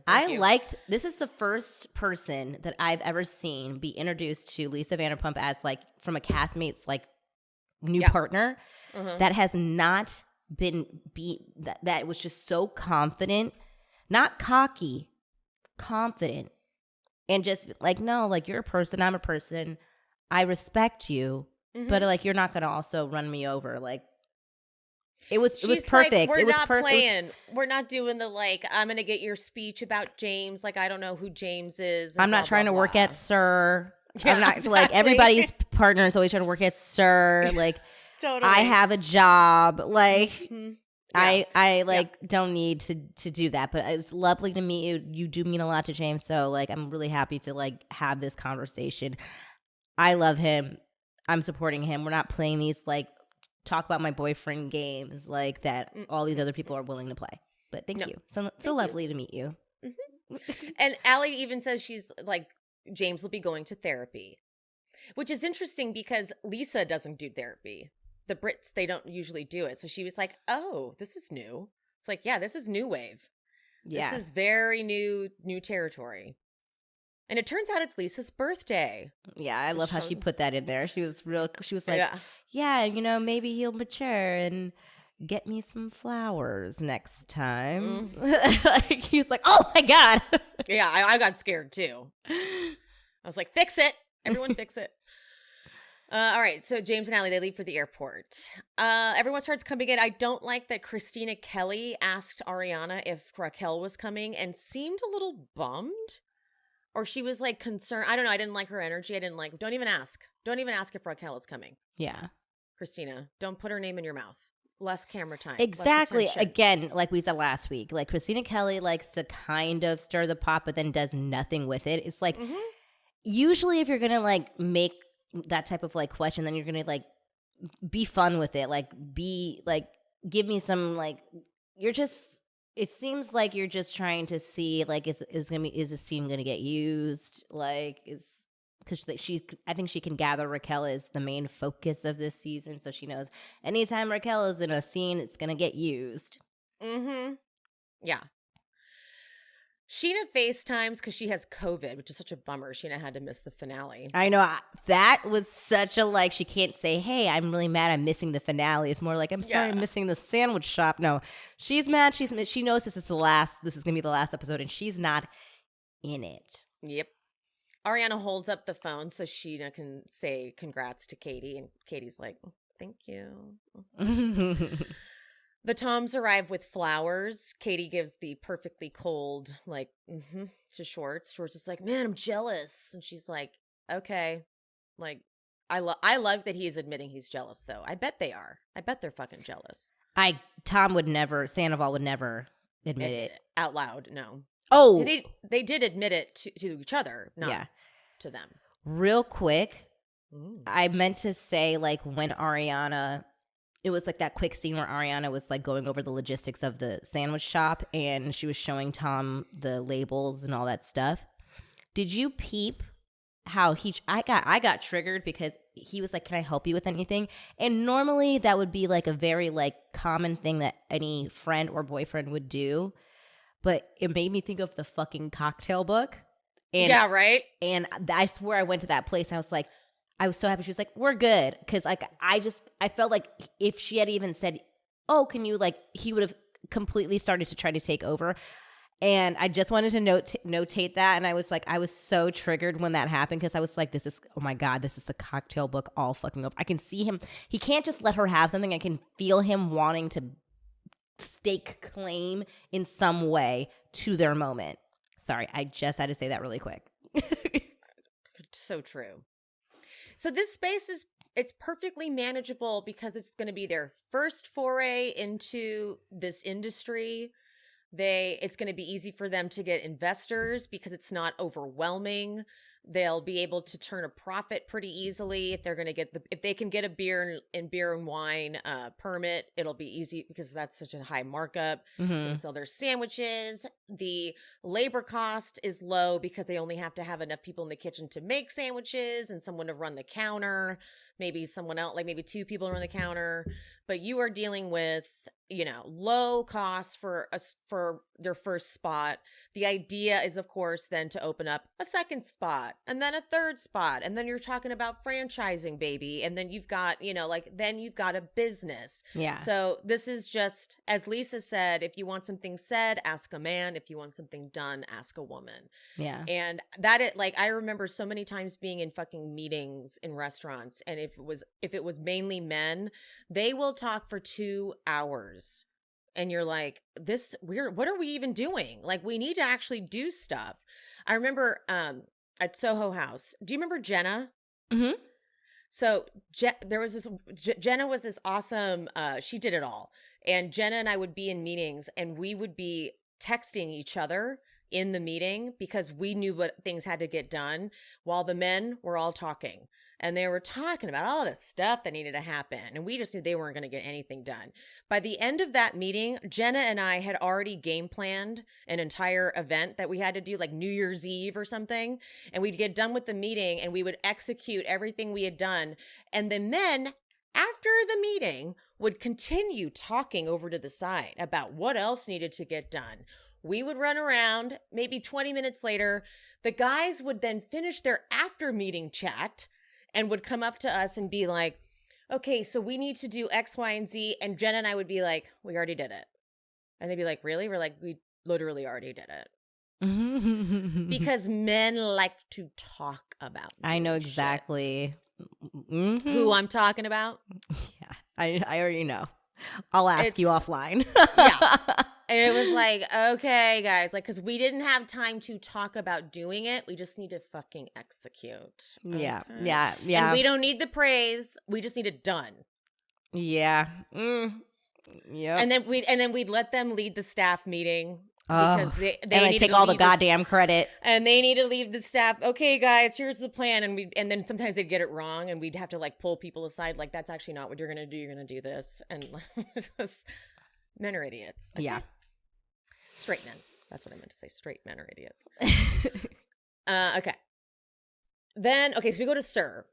And that's where they're going to finish the rest of the sandwich serving there. Brilliant plan. They're like, we're going to sit there because then we can sit and we can enjoy Those it. sandwiches look good. Like, They I was look like, so fucking and they weren't even like, good. I thought they were going to have like sandwich bites. Like, No, I thought that they had full sandwiches. freaking sandwiches. I was like, oh my God, I love free things. So I would have been like, can I take some home later? Looked so good. My lunch for the week. Like, Raquel is, of course, at serves smiling like a fucking asshole. I hate her presence. She on was her so face. she was so giddy for them to like come in too. She's just like been sitting there like, okay, like when are they gonna come in? I hate her. I hate her so much. Ariana says to Tom at one point, she says, "I'm drinking, trying to wild out with you." And I'm like, no. She's like, I mean, I can't really in these shoes though. So, I'll be sitting down, wilding out. And like, look at her. She's at her trying trying. to compromise. Is this like fucking piece of shit? He's so He's so pissed. He's like, damn it. And the thing is, damn it, she's doing. I this would stuff like faster, to. too. He's doing what he did to Kristen when they broke up. You know, like how like they were still together when the season ended, and then we find out by the reunion they've broken up, and he's now with Ariana. Like they did. He likes to like. We worked on our relationship. See, look at what I'm doing. So we leave with a good taste in our mouth with him. He does the deed off camera, so we don't see how terrible he was to that person and cold, and just cuts it off. And then he has this new person, and that is exactly the plan he had. And it didn't. Oh, like I saw it clear as day in this fucking episode. Mm-hmm. It's a confessional. Ariana and I have been together for almost 10 years. And obviously I love Ariana, but because of how different we are as people, obviously we've grown apart. The issues that Ariana and I are having aren't just her fault. They're mine also. I'm hoping that Ariana and I can get back to where we were. It's the best relationship I've ever been in. It's like, you know, I love her, but wow, man, I'm really setting this up for the fact that we're going to have an amicable breakup. By the time this reunion starts, we're not going to be together, and you guys are going to see that I did all I could.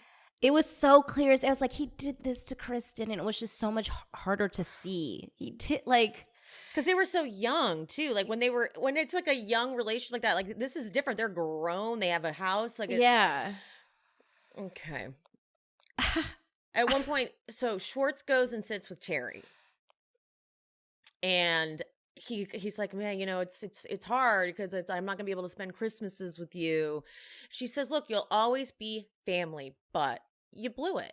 You had an agreement not to date people in the friend group. And Schwartz says, you got to remember that she divorced me. You know, it was the right decision, but it broke my heart. But 6 months went by. I was drunk in Mexico, and I wasn't thinking about the tentative verbal agreement we made to not make out with friends. That's a lie. You brought up the fucking agreement. You said out of your mouth, had Katie not made as big a deal about it, we wouldn't be doing this. We wouldn't even be thinking about it. You lie. You're lying to her mom. Yeah, because he doesn't want to look bad in front of Terry, like, because the thing is, he knows Terry will see all of what he said, but he's always the person that has to, like, in the moment, he's like, they'll forgive me later because enough time will pass, and like, so he's that. So you're such a fucking liar, Schwartz. He's so Schwartz. He's just like, he's always just trying to make things good in the moment and like hoping things blow over. That's why he didn't answer her the text message that Katie's mom sent when she found out that they made out in Mexico. Katie said that on Watch What Happens Live. Oh, I missed that. Yeah, Katie said on Watch What Happens Live that her mother had sent Schwartz a text message right after the whole, like, she found out about him making out with Raquel in Mexico, and Schwartz never responded. Oh. Because he knew that he could say nothing, right? And he knew that he would just, that's why he came up to her, like, weirdly at Tom went at Christina Kelly's event, and that's why her mom was a little standoffish, probably. And then that's why he tailed between his legs at Sir, because he knows and he knows what he did, and he knows that he never responded to her, and he's trying to make it up to her now because he likes to give space. He just waits it out. Yeah, he just fucking waits it out. But then he's like, maybe that was a little sensitive, you know, and this is a good perspective coming from you. And Terry cries. She's like, but I just want you to understand that it's kind of a real slap in the face. That is so hurtful to any woman. And today I was sitting with Katie, and she just cried, started saying, this is such an important thing to have a friendship with Tom. And he's like, I'm here. He's like, you really hurt her. Was it worth it? And he's like, of course not. I hate him so much. But so, you know, all right. I would say Sorry. this, as much as like Schwartz is just a schmuck in this conversation with Katie's mom, he only will actually listen and take things in when it's from an older woman, like Lisa, Terry. Like, I've noticed that he will give space, like give more respect. Like respect. Respect to that. Like, I'm like, does he have like a mommy thing? Like it's weird. I don't know. Like, there was some really dark comment someone left. Did I tell you about this already? No. It wasn't on my post. Let me see if I can find it in my oh no. I'm gonna have to erase in my deleted. Hold on, because I accidentally deleted a bunch of stuff. Let me see if I can find it. Hold on.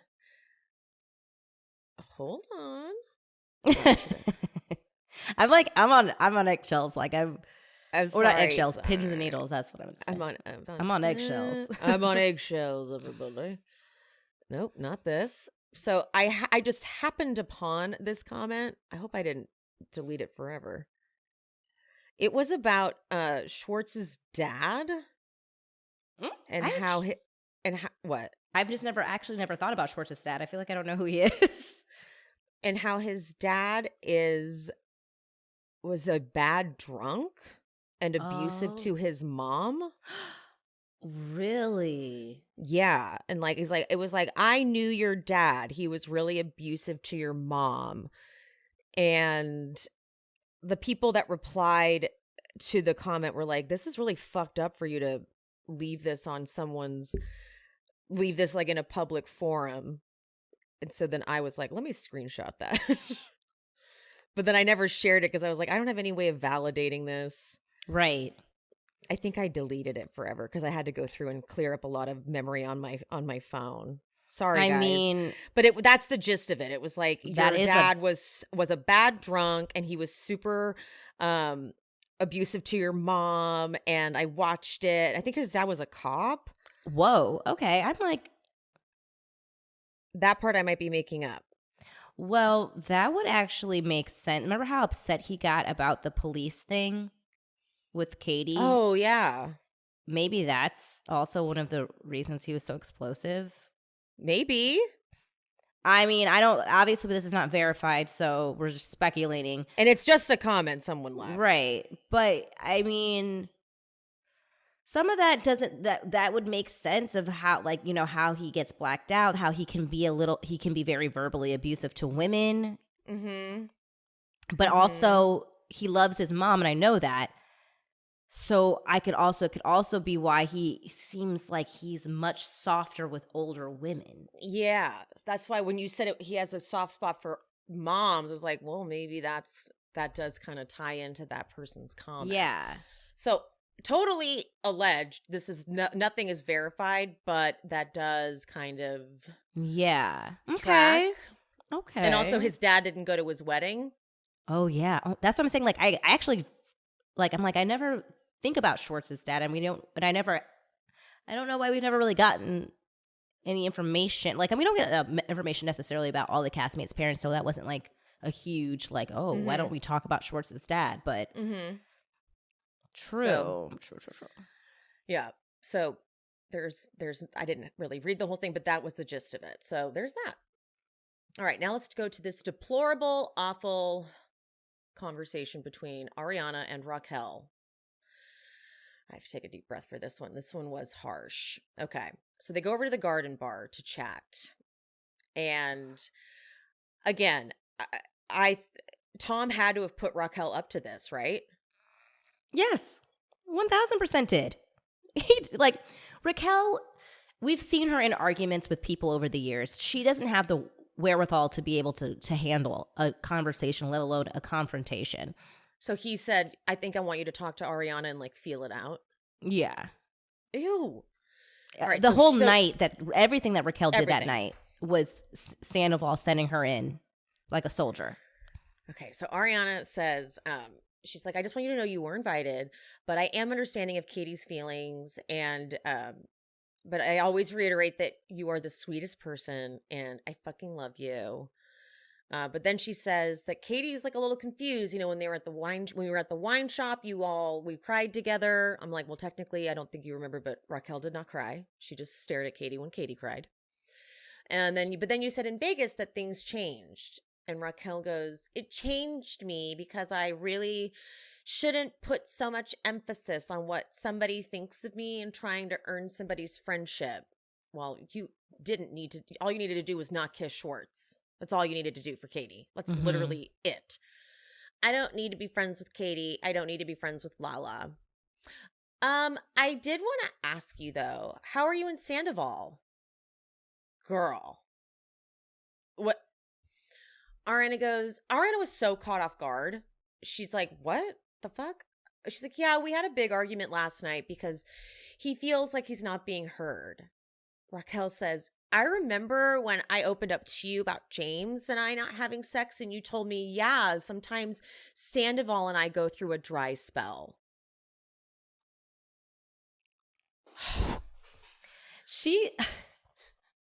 I couldn't even believe what I was like witnessing, her literally trying to talk Ariana into breaking up with Sandoval. Ariana goes, we do. I mean, you come home after working all night and just whip your dick out. It doesn't work like that. I need to spend time together. Long pause. Raquel, I feel like in a relationship, you should want to like have sex. Ariana's like, well, you have to be emotionally like intimate, right? And Raquel's like, but you guys were emotionally intimate at one point, obviously, right? Bitch, you better shut the fuck up. You better shut the fuck up. And she's like, yeah, when we spend time together, like we have to work on the connection. Do you feel like you're sexually attracted to him? Now, I would also like to point out, because here at She Speaks Bravo, we like to decipher through gossip in smart ways. There was a theory going around that was being passed along as like fact, like it was something that was leaked from this episode. And a lot of people were sending it to me, and a lot of people were commenting and DMing me. I read right through it. I'm like, this is a fan theory that's being peddled as like fact. Something was out there that like this conversation, remember Lala said on Watch What Happens Live and Andy was like, oh my God, the conversation that Raquel has with Ariana is huge, right? Yeah. There was a theory that the conversation was Ariana confiding in Raquel that Tom is cheating and Raquel being like, I'll be there for you. Obviously, that's not this conversation. Thank you. I thought that was a fever dream. Like, thank you for saying that to me because I thought that was fact too. And then I was like, was that a fever dream? Like, because that's not what happened in this conversation. Yeah. I knew when I saw that theory, I was like, this just looks like someone wrote it up on Reddit maybe. And then people were like, yes, this is it. Because we're all so eager to get to the end that someone was like, this is it. This is what happened. Like, we have to make sure this is how you can tell when something's fan theory is that wouldn't make sense in terms of the story. Oh my God, I really thought that was true. I almost thought that it was like, did they cut it out? Why would Ariana, because she's not been believing anything about Tom as bad, why would she have an on-camera conversation about Tom having an affair? Whoa, I was duped. Why did I think this is like the Mandela effect? Yep. Nope. Not happening. I thought that was fact. Ariana would not have a conversation about Tom having an affair because that would mean that she's having like a slanderous conversation about Tom. Yeah, it doesn't track with everything else that she's been doing. She wouldn't. Yeah. Even if she thought that. And I do actually, the thing is, I think, and that is a good fan theory because I think that subconsciously she did suspect something, not necessarily with Raquel. But that's why she keeps on saying, you're distant. You're a stranger. Like something is off and she knows that something is off. And but she's also, her mind is trying to protect her because of all of the loss that she suffered. She cannot go through another loss right now. Mm-hmm. So her brain is like kind of like not allowing her to go there, I feel like. Mm-hmm. Yeah.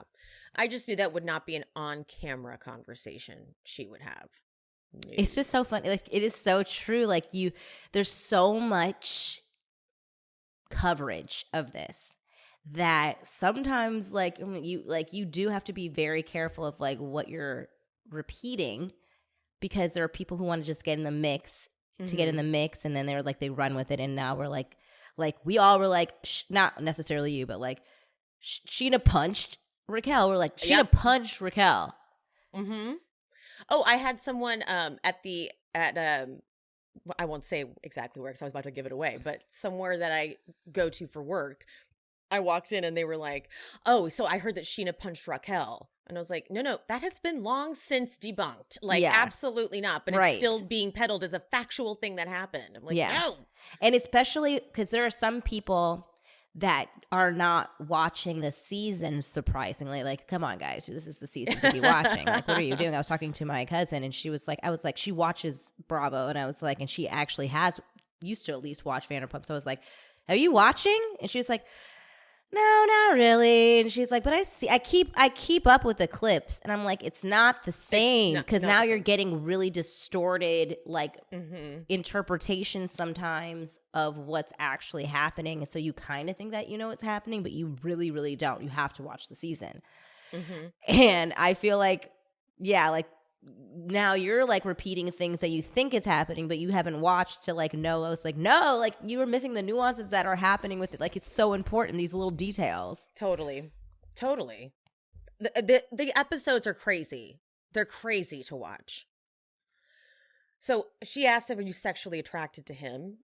And Ariana's like, oh my God, I think he's so fucking hot. No, she was not expecting that. She really thought she was going to get a confession that she wasn't to bring back to Tom so Tom can use that against her later. And then Ariana breaks all of our hearts and says, but then I'm not hot. You don't look at my body and go, yeah, that's what I want. Oh, this makes me want to cry. I want cellulite and fat thighs and a big ass and bingo arms. And Raquel's like, stop, Ariana. I feel like, and then she starts crying. I feel like a lot of it is in your own head. And I do that. I think we're a lot prettier than we think we are. We're our own worst critics. And I think that translates into our sexual lives. Now that I'm single, I think that sex is a very important part of relationships. We're a backhander. Clearly, you want to stay in this relationship. And Ariana says, I do. And Raquel goes, okay. Like she's noting. She's like, all right. And then she goes, clearly not everybody is that way. And I knew that I should have broken up with James 2 years before because I wasn't attracted to him anymore. And Ariana goes, I think we'll talk it out and we'll be fine. And Raquel looks defeated. Yeah. She goes, okay, well, let's do these shots. Yeah, she really, because she was supposed to go in there and get information that Tom could use. And unfortunately, this whole scene made Tom's thing bad for him. Like, this is a bad scene for him. Bad. Very, very fucking bad.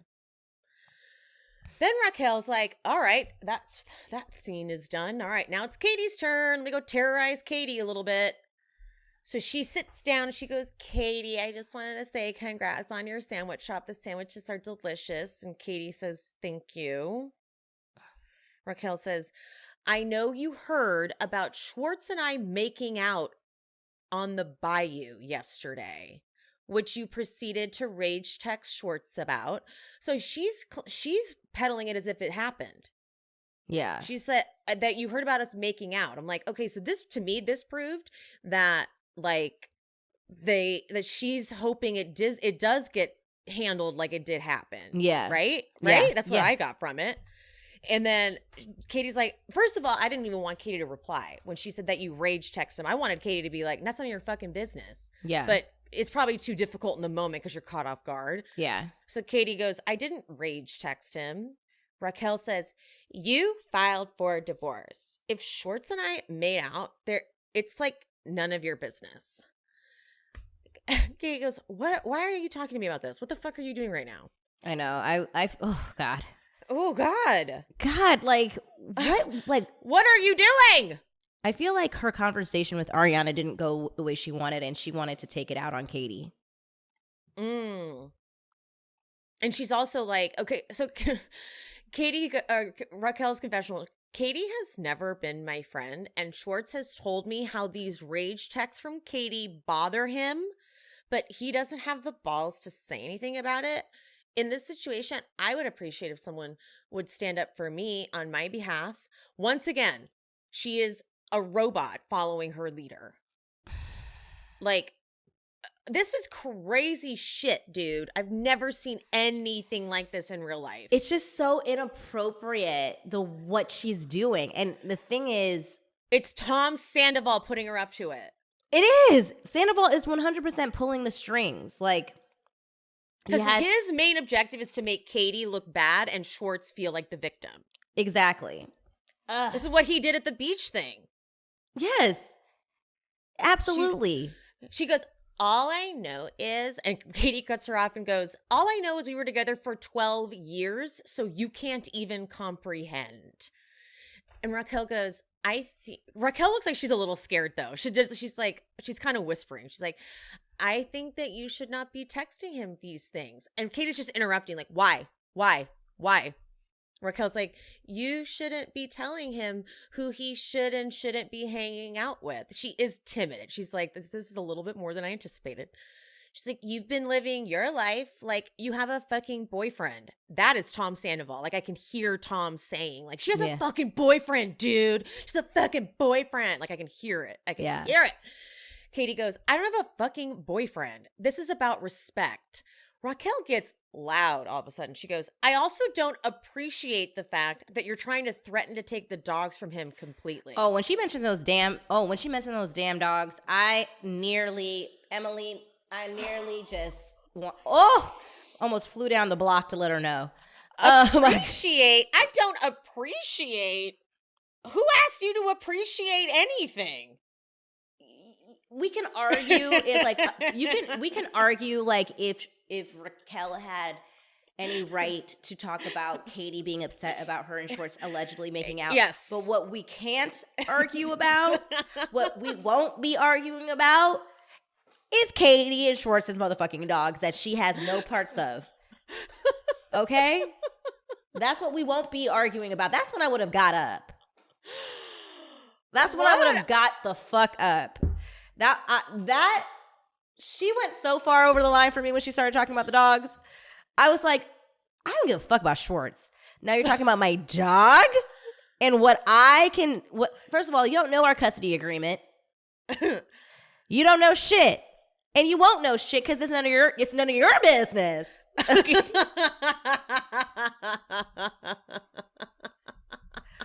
Like, how dare you fucking... Where's your dog? Has anybody done a wellness check on your dog? Oh, I agree. Ever since that story about Graham and the fence, I don't buy that. I think any dog owner agrees that was not a fence scratch. That was a dog bite. And I want to know, what fucking place are you setting your dog where he would have been able to even get to that point? That's not how escapism. Because like they're supposed to be being watched the whole fucking time. Escapism. So Katie's like, you don't have to appreciate anything. What don't you get about this? How thick is your skull? This is my husband. But then Raquel goes, that is so messed up to say. What is? What? We were married. We are still currently married. And that's what I wanted. I wanted Katie to be dropping that to everybody when like this. Finally, Katie has gotten activated because like I understand she has been trying to have growth, but this is the time. Like they've been too disrespectful about your marriage and like bitch, like they're married. And that's what like we've been saying this, Emily, the whole time. I was like, just because she filed, they are still married. That means if somehow, and this has happened with divorced people, I'm not saying that they want this or it will happen or would never happen. will ever happen, But they could get back together if they wanted to. Like things like I don't think that they should, but I'm like, that's why you don't get in people's like divorce situation. You don't know what's going on. They clearly started this fucking season trying to be friends. Like they were trying to be amicable, both of them. They did not want this to be contentious. And all of you guys intervened in this shit and made it contentious. And Schwartz did too. He's not getting off the hook. But like, how dare you fucking come over here and tell me how to handle my future ex-husband, bitch. Okay? Ugh, so fucked up. Like, I hate that. And I'm like, Katie, pop off. Pop Katie, off, bitch. fucking pop off. I want tequila Katie. And it's even better because she's sober and she's fucking saying all this. So articulate. I want tequila Katie too. Katie goes, do you want to be with him? You've been friends for 5 minutes. Raquel goes, I'm getting to know him. He's very kind. I'm getting to know him. Shut the fuck up. Katie goes, okay, then step off it. You have 0 respect, no empathy, and no respect. And she says, maybe I feel more empathetic for Schwartz than you. Bitch, if you don't get the fuck out of here. The way Lala is like, she's trying hard not to get up out of her seat. She is squirming in her seat. She's trying so hard not to be. She's like, I'm going to keep it together for Katie because this is not my fight.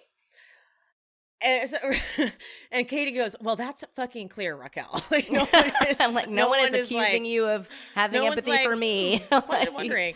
And Raquel goes, that's just my opinion. And Katie's like, are you hearing this shit? And I was like, so happy when she tagged Lala in. Me I was too. like, Karen! Yeah, me too. She's like, yeah, I'm in awe. Katie's like, I think you should fucking leave.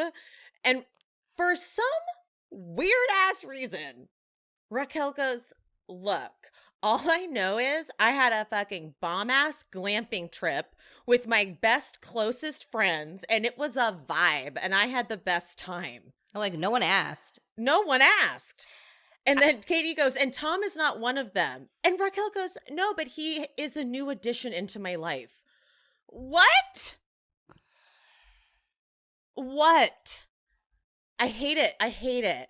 So now Katie finally is like looking to Lala like, I'm losing my mind. And Lala goes, you would have a more productive conversation with a pig. Be done with it. Which I was like, yes, we get it. We got to stop. We got to like stop talking to her. Like there's no point. But then Terry comes in and she goes, can I ask you something?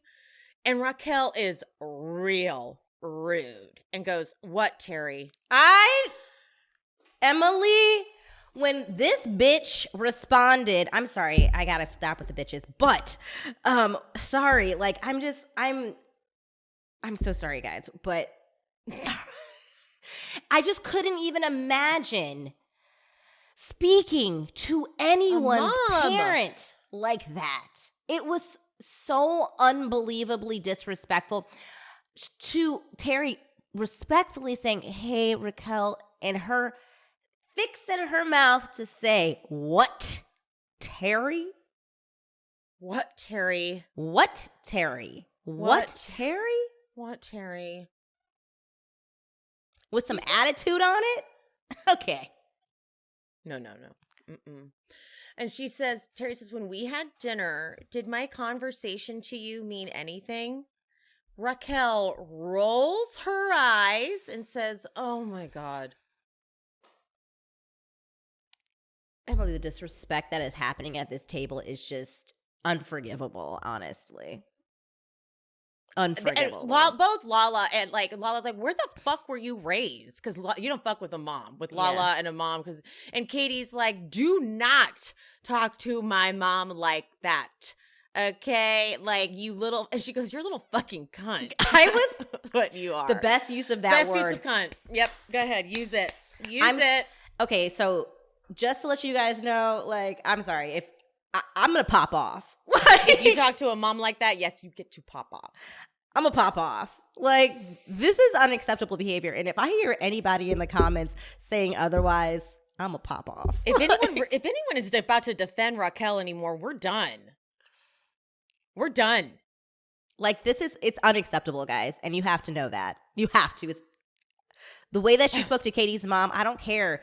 I don't want to hear, well, Katie's mom shouldn't have gotten involved.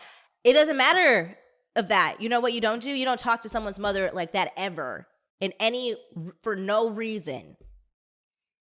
Unacceptable. Terry's like, please, Katie, don't do that. Katie's like, no, I'm fucking done with you. I'm so fucking done with you. I loved the delivery. The energy of that was going into that fucking point too.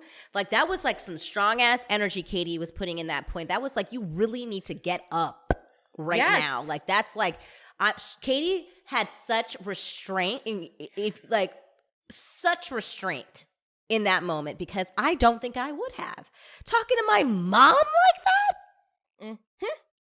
And Schwartz is a little bitch because he knows what's happening and he's unwilling to come over there because, one, he doesn't, like, if he comes over there he doesn't say anything to Raquel for how she's speaking to Terry, he knows there's no coming back from that. He also can't go over there because he knows that if he does say something to Raquel, there's no coming back from that with Sandoval because that's going against him. So he's hiding behind a fig tree. A fig tree. Like a fucking bitch. Oh, he's pathetic. Pathetic. He knows, and he like basically, he knows the plan was that Raquel was going to go confront and do all this bullshit too. He knew that. He knew that was the plan. And so Raquel's like, from my experience with my friends that fucking support me. And Katie starts to respond, but Terry interrupts and goes, Katie, I'm not trying to be disrespectful. Now Ariana is up and now Tom is there too. She's like, I was trying to be really respectful to you. You hurt me so much. Raquel goes, I was being honest. And Terry goes, you were being honest. And like, I want to make out with Tommy. I'm sitting there like, wow. Tom chimes in. I had to pause it. This is where I had to pause it. And I could not. He goes, they were not together. I couldn't believe he had the nerve. I could not believe he had the nerve. And Katie goes, I haven't signed any divorce papers. And Raquel goes, so are you still together? And Tom, they're at the same time. At the same time, now Raquel and Tom have joined forces. Now they're in scene together. At the same time as Raquel says, are you still together? Tom goes, Katie, you were hooking up with another guy when you were still living together. So out of line. Yeah, so we keep talking about how disrespectful Raquel was to Terry, because she was. How disrespectful Sandoval was to Terry also, especially knowing Terry for years. Unacceptable. And Schwartz should have came in and handled that. That was your mother-in-law, Schwartz. Dude. That was your mother-in-law that you just cried about missing, that you're not going to get to spend Christmases with, that you just had a most beautiful Mother's Day with the prior year. And you let your friend talk to your mother-in-law like that? You piece of shit. You piece of fucking shit. And Sandoval, how fucking dare you ever talk about Katie's sexual life in front of her mother like that? And talk about her like she's some whore in front of her mother. And Ariana screams, let Terry finish. And so Terry's crying like they're selling their home. They were going to raise a family in. This is so hurtful. And Tom's confessional. I think it's really tacky to have your mom fighting your battles for you. No one is going to clap back at Mrs. Maloney. You did. It's kind of fucked up. Exactly. I'm like, you and Raquel did. You actually. both just did. Disrespectful. You both literally did. So apparently it's tacky for you to clap back at her, you piece of shit. No one even invited you into the conversation, by the way, Tom. Again, jumping up out his seat. Yes. Where the fuck did you even come from? Yes. Came out of goddamn nowhere to come over here and fight Raquel's battle. Like, pop the fuck up out of nowhere. Like, in frame. I'm like, the fuck? Motherfucker has magical powers whenever he hears Raquel in a goddamn argument appearing. Yes. And then Raquel goes, you're the one that told Sheena that you would ship this whole thing. And Terry goes, shut up, Raquel. That is so wrong. When Terry said that, I was like, thank you, Terry. Terry. Everyone wanted to say that. Shut up. Shut the fuck up. But then Tom goes, but that actually happened. And is that not proof? I'm sorry, Sheena, you got to really own up to your part in this. That as soon as you heard Katie go, fine, I hope they did hook up. She was like, guys, I have a plan. We're going to hook up Schwartz and Raquel. Katie said she's into it. Like, you really put the wheels in motion here, girl. Yeah. Granted, they're evil too, but like you got to own up to your part and like really plant a seed. And she does that a lot. And she did that again to Katie in season 3 with the motorboating of the dick. She is the one who, her and Jax kept saying it. And then Sandoval's like, It did happen because who said it? Sheena said it. Yep. Katie goes, walk away, Sandoval, go away. And Tom goes, you think you own the floor? You're out of control. When you were living with Schwartz, you were banging some other dude. How do you think Schwartz felt? Are you kidding me? Schwartz cheated on Katie multiple times. Yes. Schwartz publicly embarrassed Katie. One time in particular said, why do you think I don't have sex with her? I hate her. Like, captured on camera. So do not even act like Katie, after saying I'm filing for divorce, owed him anything. Yeah. So fuck off. Okay? Raquel actually leans over and grabs Katie's hand and says, I'm sorry it hurts. Why did you touch her? Katie had every reason to be like, don't touch me. And Raquel goes, okay, sorry that you're fucking jealous. Okay. So she finally walks away. Then Tom pulls up a chair and talks to Terry and says, here's the issue. It seems that the only perspective that matters here is, and Terry interrupts and goes, Katie's, right? I knew you were going to say that. Like, Terry hates Sandoval too. She knows what has happened with Sandoval. Yeah. Meanwhile, Ariana goes and she's sobbing with Lisa because she's breaking down. She's like, I love Katie. I love Raquel. All the yelling. Lisa points out it doesn't help that Schwartz is over there hiding behind the plants, letting the girls fight. Yeah. He's just as guilty. I like that Lisa actually pointed that out. I was surprised. Yeah. Ariana crying because she's breaking down in her confessional. She says, I feel like I'm being shredded apart from the inside. And that's just at this point. Jesus Christ. Tom starts to say something to Katie, and the way Katie cries and says, I'm done hearing from you, was so sad. Yeah. Because she has been hearing from his ass the entire relationship with Tom Schwartz. Yeah.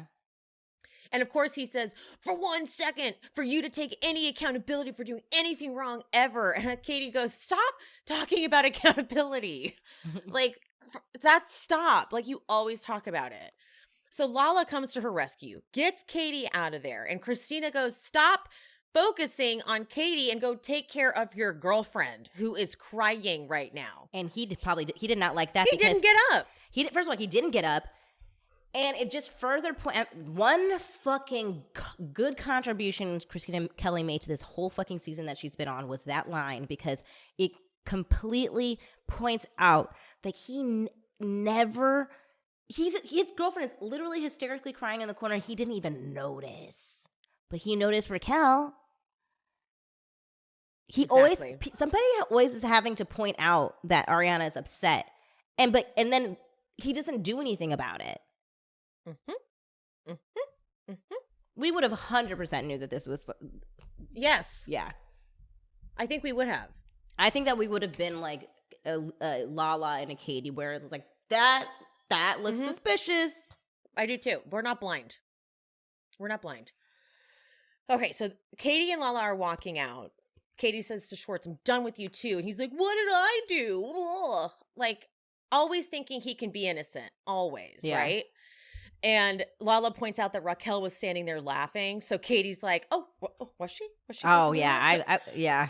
Lala's like, oops, I shouldn't have done that. Lala, like, regrets it. Because Katie, she could turn around so fucking quick. Lala's like, oh, no. So Katie pulls Schwartz outside. And they're starting to talk. But first, Katie says, my confidence has been whittled down to nothing. And Schwartz goes, how do you think I felt when... Schwartz tries to say that when she divorced him, his confidence was down to nothing. But fuck off, Schwartz. You have made Katie feel like she was worth nothing to you your entire relationship. Right. Stop. You poured a beer over her head. Poured a beer over her head. The countless times you've... I can't even get on the road. Yeah. But anyway, Raquel comes up and interrupts. What Schwartz should have done is say, we're talking. But instead, he lets her stand there. And when Katie's like, get out, Schwartz goes, don't push her. Oh, my God. I I was like, this was Schwartz's chance to have Katie's back in this moment. And I don't even know why, I saw the preview, but like for a second I was like, Same. You're gonna do it. You're gonna come through, and this is a one time. You know that Raquel was dead ass wrong, Dead ass wrong. And this one, and she disrespected your mother-in-law, who you say that you love.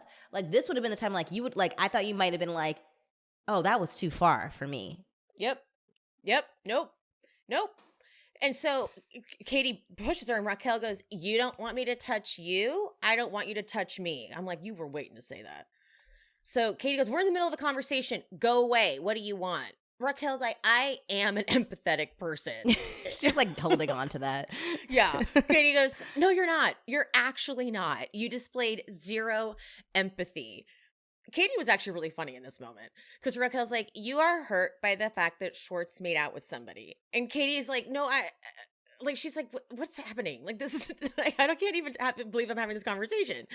Raquel's like, "The fact that it was me hurt even more." And Katie's just like, "Okay, like, get this little speech out of your system. Like, what are you doing?" Okay. And then Raquel goes, "It was not my intention to go." And then Schwartz like, "Yeah, it was not malicious." But the editors, oh no, they're not having that. They flash right back to the two of them being like, "Oh, it's the forbidden fruit." If Katie hadn't made a big deal out of it, and Raquel being like, "Yeah, Katie doesn't even like me, so I fuck her." They're like, "Yeah, no, you were absolutely malicious, you pieces of shit. Yeah. Fuck you guys." Thank you, editors, because I'm like, you would have had to do it, and I know you would have. Emily spliced it I in. would have done it for sure. And Katie goes, "Yes, it was, because you guys don't even like each other." And Schwartz is like, "We're buddies." And then Raquel laughs. And then Katie like mocks them. She's like, Raquel's like, "It was a flirty thing. We had to experiment." And Katie goes, "This is hilarious. Okay, go away now." She was really funny in this. Like, this was a horrible night for her, and she still managed to be like power. Like, she still had power. And Raquel's like, "So I apologize for hurting you." And Schwartz is like, "Katie, she's apologizing." And Katie goes to leave because she's like, "What? I can't." And Raquel's like, "Okay, I'll go." And then Schwartz again is like, "That was a sincere apology." Schwartz, stop, please. Please. That was not a sincere apology. Like, what? And Katie goes to walk away again, and she's like, "This is done." And Schwartz is like, "No, it's not." And Katie goes, "No, because this is because of a little hoe." And Schwartz is like, "She wanted to apologize." Katie goes, "I don't need her apology." And then he has the nerve, which is crazy making, to go, "Well, why didn't you say that?" She goes, "I just said that." Like, I would be going nuts. Like, I would be going fucking crazy. And she's like, and the fact that you told me to shut up to listen to her, we're done." And then he's like, "No, Katie, just sit here. Oh, Jesus, man." He's so sick and twisted. If he thought he was at the tail end of the Katie thing, well, you started back over to square one. Square one. Yeah, you're buddy. So the finale moment with the cake, which Lisa thought this was like the final moment of the show. Little did she know they were picking cameras back up for the big scary shit. Mm-hmm. But Lisa does like her speech where she's like, "Where's Schwartz?" And Katie's like, "We don't need him. I'm here. I'll be here." And I loved that she did that. But then she sees Schwartz come in and she's like, "Where have you been? You should have been fighting the fight." And he's like, he's like, puts his peace sign up. I'm like, someone punch him in the face, please. But then she does her thing, like, "I've seen Lala, what she's been through." I like that she says, "I've seen the boys, the way they've struggled." I'm like, yeah, say something negative. That's right. And then she cries and says, "I love each and every one of you. Don't let life get the better of you." And Raquel is just there, smiling her stupid face off. Her stupid face. But then they do like you can tell they did not have time to really edit this. To do, because normally if like they knew what was going to happen, they would have done like a thing like where they like edit it and been like, 5 months later or something and showed it, but they just were like, we don't have time, so they just showed like next time on, and then we get the real finale of the show, which is what we already know. If this episode, okay, this episode is explosive, right? Yeah. We've gone through a roller coaster of emotions on this podcast, as you guys have heard. I'm really gonna have to like meditate. I Before don't know. I think I'm really gonna have to meditate before we do it next week because I don't even meditate. I don't even know how to. So She said, "I don't even know how to." don't. Yeah. So what the fuck? What are we going to do? I need to know, is everyone feeling the like, I know this isn't happening to me in my friend group, but they are our friends, right, guys? Mm-hmm. Yeah, I know it feels like so, like, what the actual fuck? It got me, like, all mad again, like, this finale. Like, I thought I kind of, like, I would just be like, oh, that is just terrible. Like, you know, like, now that time's passed, like, look at that. Like, you know, just, like, it's. Oh, no. It's like, whoa. It's just it's because we didn't know she talked to them like that. We didn't know Raquel did all that. Yeah, the audacity. It's how dare she? It's just crazy. Like, I'm like, how fucking dare she? I've never had like a reaction to I watch a lot of reality show for many years. Mm-hmm. And I've just never had such a reaction as I've had to this. It's just, it's the wildest thing. It's unheard of, really. That's the hoopla. No, Howie. it's unheard of. We've never seen things unfold like this in front of our eyes. And for the people that don't get, quote, why this is a big deal, I feel so sorry for you that you don't find this to be so mind-blowing. Because like that, how, like, you're dead inside. Honestly, if you have been watching this show from the beginning, like we have, and you don't watch this and know all the players and know all the moving parts and don't find this to be incredibly insane to watch, then nothing would entertain you. Yeah. That makes me like, if you have been watching from the beginning and you just took this like a season off and you're just like, well, remember they like, you know, they cheat all the time on the show. Like, you have to watch this season in its entirety to have an opinion. You have to, because like you can't. Oh, like if someone's not watching this season, yeah, and then they're like, say that, yeah, like you have to, because like I understand these people have cheated. That's not even the issue. Mm-mm. It's the cheating. It's all of like I can't watch it. You can't explain it. Mm-hmm. Yeah, no, it's the cheating is kind of the minor part, right? It's watching the strategizing, the very obvious strategizing and lying and manipulating and all that stuff. We've never seen it play out like this before, right in front of our eyes, and they've gotten away with it for so long. So this is like 10 years of them getting away with this and thinking like, well, we always get away with it, so we're gonna get away with it again. Like, that's what this is. So yeah. All right. Yeah. Woo. We still have like quite a, like, even though we're at the end. Yeah, we have the finale and then we have the reunion. Yeah, we still have quite a bit. And this is going to be like the heaviest bit. Like, so now. The heaviest bit, you're right. Yeah, like you said, Emily, I think last week was the last, the beach week was the last week of levity. Yep. No more levity, baby. Yeah. It's getting harder and harder every episode now. Yeah. I did not know how dark this episode was going to be, though. I didn't either. I was not prepared. I did not know how dark. I watched it twice in like back to back, essentially. I know, it kind of makes your stomach hurt. I always sleep horribly on VPR nights because I like can't really go to sleep and like I just feel sick. Yeah. Okay.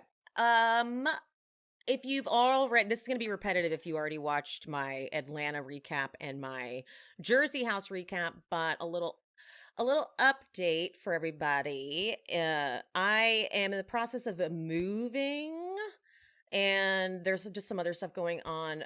Nothing bad is happening, but it's making my free time and my time in general occupied. So if I'm a little behind on episode schedule, timing, and stuff, that's why. because with moving comes just, if you've ever moved in LA, you know how that is. You got to be on top of those apps. You got to be looking all the time for stuff that's coming up.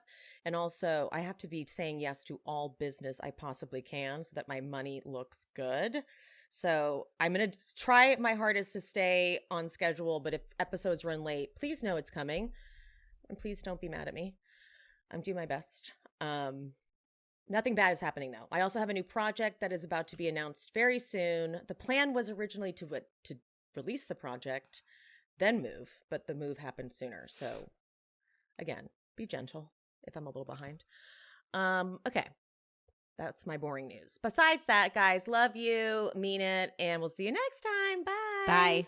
I hope you guys enjoyed the show. If you did, would you mind leaving me a 5-star rating and review on whatever platform you are listening?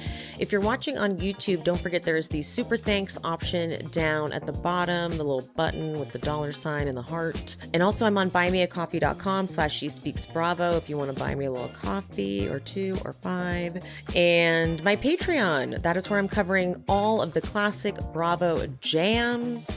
If you want to follow me over there and subscribe, link is in the description.